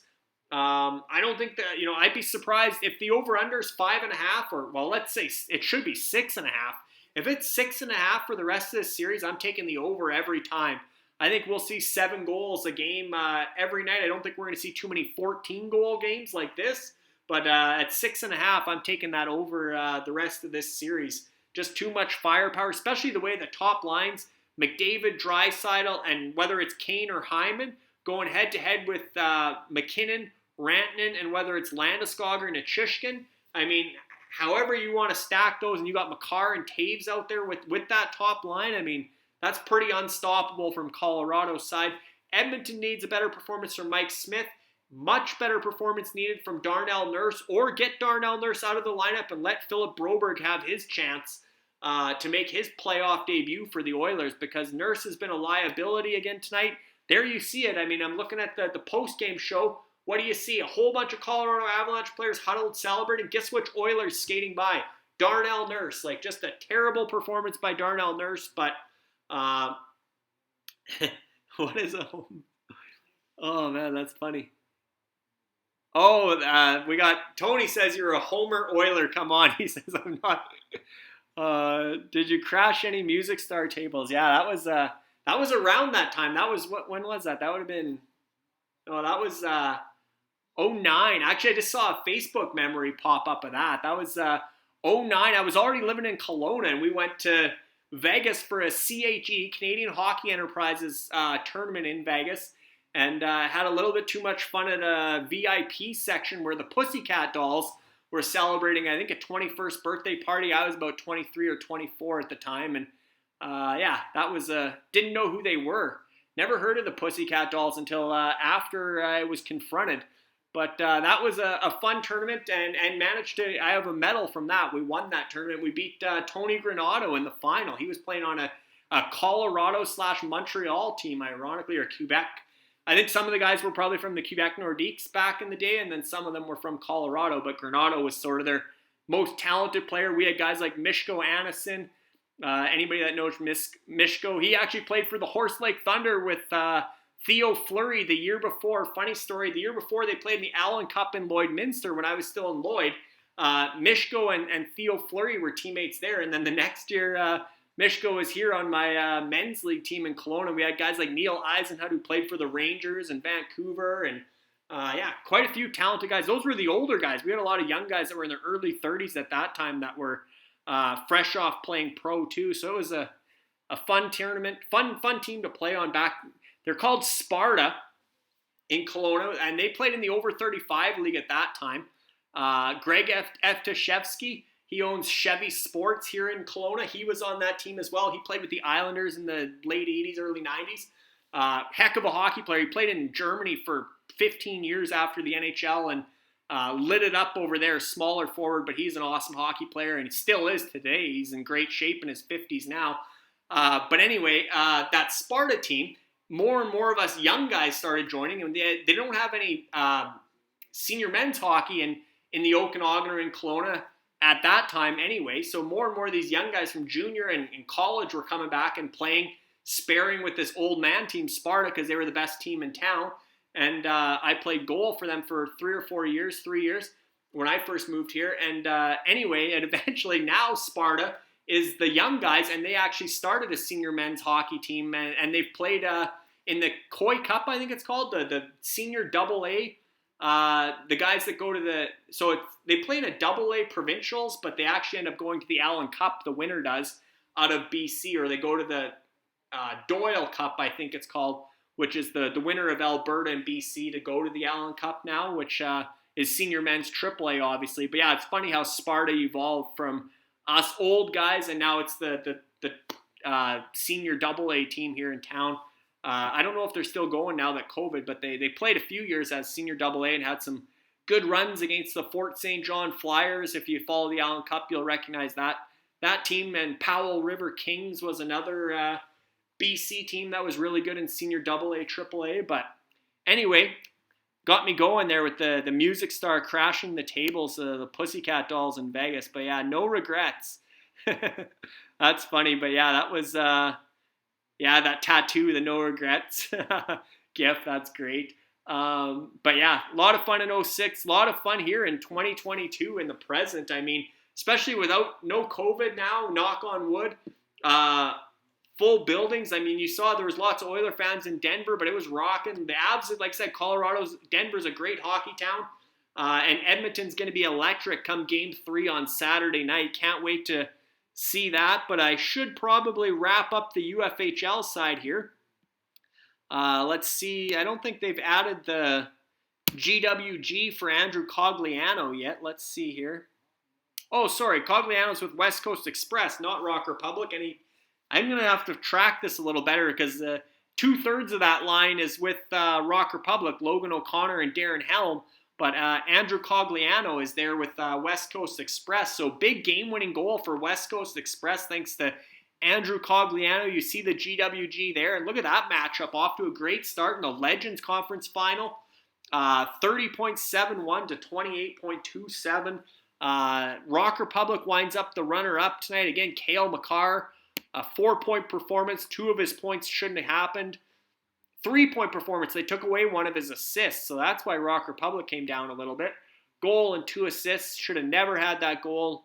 They're talking to Makar right now, and I think... Oh, yeah. That's the classic hockey player thing now. Coaches, too. I haven't even looked at it. Like, yeah, right. I'm sure he hasn't looked at the goal, but he's going to play dumb and pretend he didn't know it was offside, and that's the easy out. I haven't even looked at it yet, even though it was 2 hours ago, and they have monitors in front of them at every spot on the bench, and they reviewed it for 10 minutes. He didn't have a look at it during that 10-minute delay, but oh well, that's a go-to line. Whoever's training the NHL players and coaches for media, you just come out and say, I haven't seen it. Anything that's controversial, you haven't had a look at it yet, but anyway, he knows it was offside, and I'm sure the NHL... The Oilers, I'm sure Ken Holland, Jay Woodcroft, Daryl Cates, Bob Nicholson, they're going to be, I mean, again, it's only Game 1. Luckily, this isn't an elimination game like the Blake Coleman incident. But I would be surprised if they don't push the NHL for a public statement apologizing for that call, saying that they made a mistake and it was the wrong call. Because in my opinion, the Coleman one was controversial, but maybe you can call it a distinct kicking motion. In my opinion, they need to redefine that because he redirected it in. He didn't kick it, and redirecting's allowed by the rule book. So anyway, that goal. But tonight, I mean, there's no way that wasn't offside.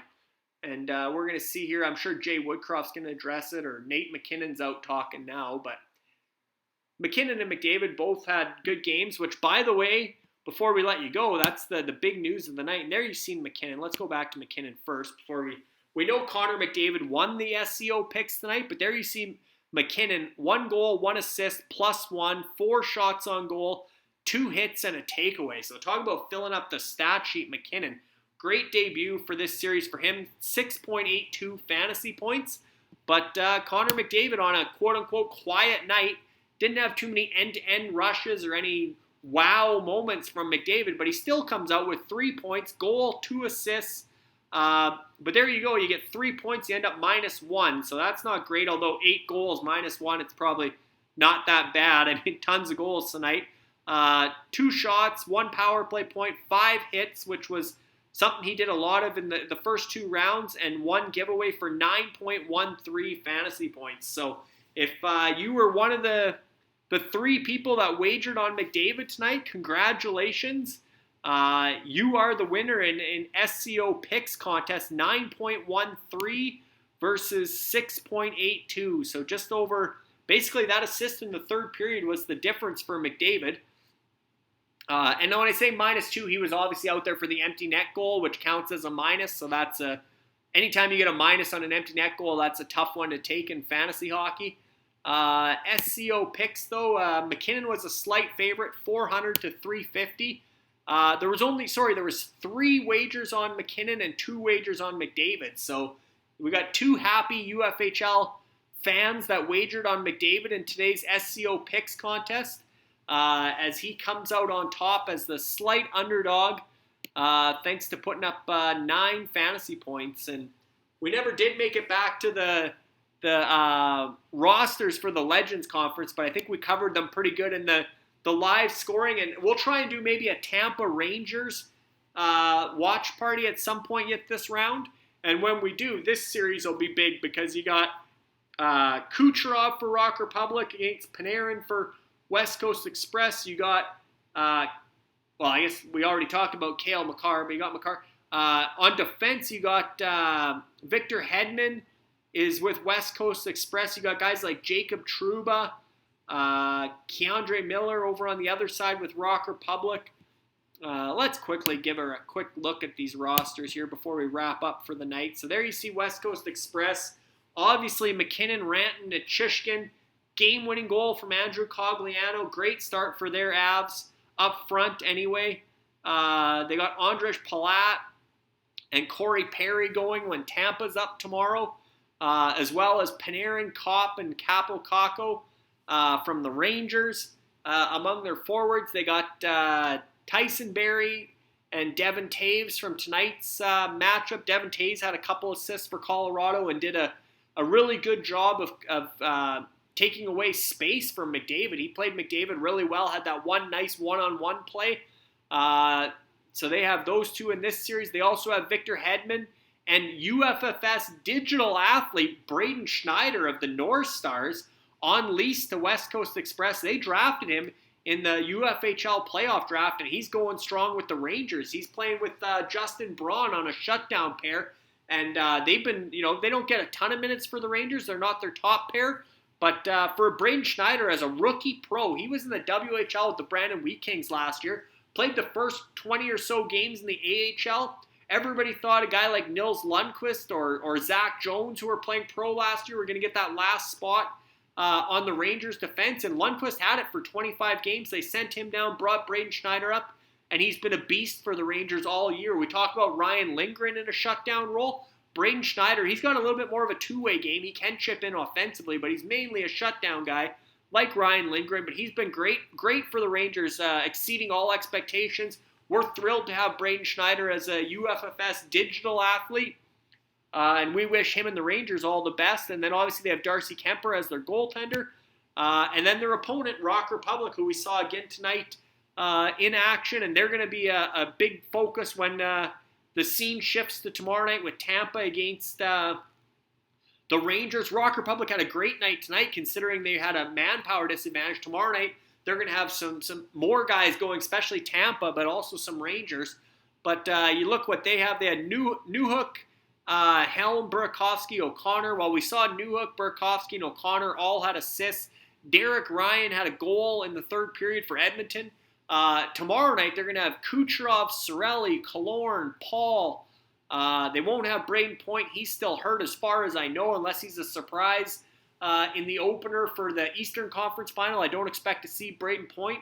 But 4 good forwards from Tampa, 4 of the top 6. They got Frank the Tank Vetrano from the Rangers, who's been playing with Zibanejad and Kreider on that top line, so he's been impactful. Kevin Rooney, more of a fourth liner, kind of in and out of the lineup for the Rangers. Obviously, Cale Makar, 3 points tonight. Can't say enough about how dynamic and dominant he is for the Avs. They also had Josh Manson on defense. We talked about Sam Girard being hurt. Brett Kulak had an assist on defense tonight on a great play on the Hyman goal that made it 2-2 for Edmonton. And then tomorrow night, they got 2 from Tampa and 2 from the Rangers among their 8D. Sergachev and McDonough, who played big roles for Tampa, and Trouba and Miller, who played big roles for the Rangers. And as far as goaltenders go, it doesn't get any better than Andrei Vasilevsky, reigning Conn Smythe winner as last year's playoff MVP, 2 straight Stanley Cups with the Tampa Bay Lightning. So Rock Republic's looking good with Vasilevsky between the pipes. And the fact they got off to such a good start where Makar was so big for them tonight, but the fact they got that lineup going tomorrow, I think Rock Republic has a chance to blow that open tomorrow night against West Coast Express. Only a 2.5-point lead now. I expect they'll put up I don't think they'll put up 60 points tomorrow like the Grizzlies, but they could certainly have a 40-point performance. And as mentioned, the Yetis have some catching up to do. They're basically 40 points behind the Grizzlies now tonight. But you look at tomorrow, they're going to have, again, when we go here, but when we go back to the lineups and you look at the Yetis for tomorrow night, they got Stamkos, they got Ross the Boss Colton, they got Brandon Hagel, Patty Maroon, 3 straight Stanley Cups. Can he make it 4 in a row? If Patrick Maroon wins 4 in a row, he's got to retire, right? I mean, you can't go for 5. He won with St. Louis. He's got back-to-back with Tampa, and now now he's going for a 3-peat with Tampa. That'd be 4 in a row. That'd be incredible. They also got Kreider, Zibanejad, Strome, Reeves, Adam Fox on D. We talked about Lindgren. They got Chernak and Bogosian. So the Grizzlies got off to a great start. They're off to the races. But come tomorrow, the Yetis and Rock Republic look like the franchises that are going to probably put up the most points out of that Eastern Conference final. The Grizzlies, though, I mean, Igor Shesterkin in goal. Depending what happens there, right? I mean, it's awesome to have a good goalie, but is that going to be a low-scoring goaltending duel? Shesterkin, Vasilevsky, 2 best goaltenders in the NHL. Maybe it's low-scoring, but if not, then it doesn't favor the Grizzlies. If Tampa lights up Shesterkin, then you're looking at Lafreniere, Heidel. We talked about Braun, but the vast majority of the Grizzlies are in this Western Conference final. A lot of Colorado, a lot of Edmonton. So they only have 4 players, all Rangers. They don't have anybody from Tampa. They have 4 Rangers going tomorrow against, again, when you look at that Yeti lineup, here's your bracket, which is awesome. Great job by Andrea Karanduk on all the graphics throughout the regular season, the playoffs. I mean, she does an amazing job as commissioner and even better on the graphics. This is just an awesome. I think this bracket looks better than what the NHL is putting out for their Stanley Cup playoff bracket. But there you see the Final 4, Grizzlies and Yetis against on the Allen Conference. And then over in the Legends Conference, you got West Coast Express and Rock Republic. And again, when you look at the Yetis tomorrow night against the Grizzlies, they got a lot of Tampa and a lot of Rangers. So I think the Yetis get a good pushback tomorrow night. And they're going to need it. They're down by 40 points after tonight. And then Rock Republic, they came out and had a really strong debut against West Coast Express. I think Rock Republic widens that gap tomorrow. But you never know. Maybe Panarin comes out and outshines Kucherov, and the Rangers have a good showing. And then maybe Hedman chips in for West Coast Express. So tough to say, but it's looking like a big night for Rock Republic and the Yetis tomorrow. But again, Connor McDavid wins the SCO Picks contest, puts up 9.13 fantasy points over Nathan McKinnon at 6.82. Both of them big nights, both scored. McDavid had the extra assist for 3 points to McKinnon's 2. But yeah, both had some hits, some shots. It was everything you could want from an 8-6 game with 14 goals scored. Both superstars, top lines were great on both sides, and that's just the appetizer. That series, Edmonton, Colorado, is going to get better by the game, and I think you're going to see some rivalry, some hate come out in this series too. At some point, it's going to get physical. Tonight was kind of pond hockey, feeling out process, let the skill shine. At some point, someone's going to take a run at somebody. It's going to get physical.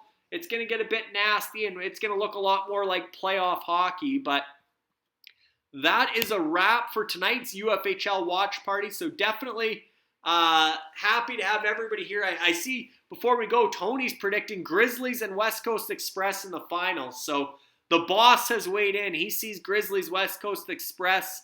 It's going to be a lot of fun. The rest of the way in the Klein Cup playoffs. And hopefully, like I said, hopefully we'll get back for another watch party, whether it's Edmonton, Colorado again, or I'd like to do one from the East final with Tampa and the Rangers, because I think that series is going to be fascinating. Again, it could be a goaltender's duel, myself being a goalie. Love seeing the Russian battle in net between Vasilevsky and Shesterkin. So, and maybe save the voice a little bit. I mean, you talk the whole time anyway, but less level changes if it's a lower scoring game. Although I probably get just as excited for a big save as I do a goal, obviously being a goaltender. Tough night for the goalies in Colorado. Both get the hook, or Kemper leaves with injury. Mike Smith, 6 goals on 25 shots, gets the hook. 8-6 final. And again, that picture they're showing here every time they come back in the post-game show, The Avs all celebrating and Darnell Nurse skating by looking dumbfounded. That's a lasting image from Game 1 because Darnell Nurse did not have a strong performance for a guy that's going to be making $9.5 million next season for the Grizzlies in the UFHL and the Oilers in the NHL. If he can't be better in Game 2, I say get Philip Broberg in there. Hope Mike Smith is better.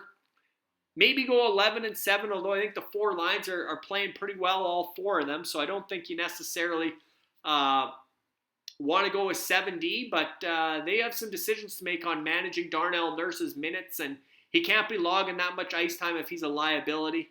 McDavid's got a little bit of a battle scar under the eye. It looks like a bit of a black eye and a gash there on under his left eye. And him and Mike Smith are facing the media, so Mike Smith never hides after these games, and he tends to bounce back. He has bounced back from bad Game 1s against both Los Angeles and Calgary, so we'll see how he does here against Colorado, which is a bigger challenge, a lot more firepower from the Avs, and they're at home. They're going to have that same matchup for Game 2, top line against top line. They're going to have Makar and Taves trying to shut down McDavid and Draisaitl, so interesting to see what happens in goal for Colorado, if Kemper can play or if they have to stick with Francouz. That's going to be a talking point over the next couple days. But definitely those top lines will be going head-to-head. And I guess that's one thing come Saturday in Edmonton is I assume Jay Woodcroft, when it gets back to Edmonton, isn't going to want to fight fire with fire. I think he's going to – well, Edmonton doesn't really have a checking line, so maybe that'll be the matchup all series long. But certainly they'll try to get McDavid and Draisaitl away from the Makar and Taves pairing as much as possible. If they can get them out there against, I guess the other pairings are Eric Johnson and Bowen Byram, and then Jack Johnson and Josh Manson. But I'd say if you can get McDavid and Draisaitl out against either of those other pairings, they're going to be a lot more noticeable and dominant than they were tonight. But still, an average to quiet night for McDavid, and he comes away with 3 points. But great times, as always, here on the Klein Cup Playoffs watch party. As we see, Grizzlies, the talk of the town tonight, 61.67 fantasy points. What a start to the Allen Conference Final for the Grizzlies. And Rock Republic and West Coast Express both had big nights as well from their top guys, Makar and McKinnon and Rantanen, etc. So a lot of fun on the series opener, the conference finals opener, and can't wait to see what's in store for the rest of the third round in the Klein Cup playoffs. But thanks everybody for coming and joining. The chat was lively tonight. We had a great turnout, which is fun to see, and I'll try and keep up better on the chat in the future. Try and get my screen a little better coordinated here so I can monitor the chat better. I got behind in that first period, and the Makar thing and everything else. I missed some good chatter, but I was able to somewhat catch up, but I'll try and be more interactive with the chat. But another fun watch party. This was number 6 for the UFHL, and looking forward to number 7 at some point during these conference finals, hopefully.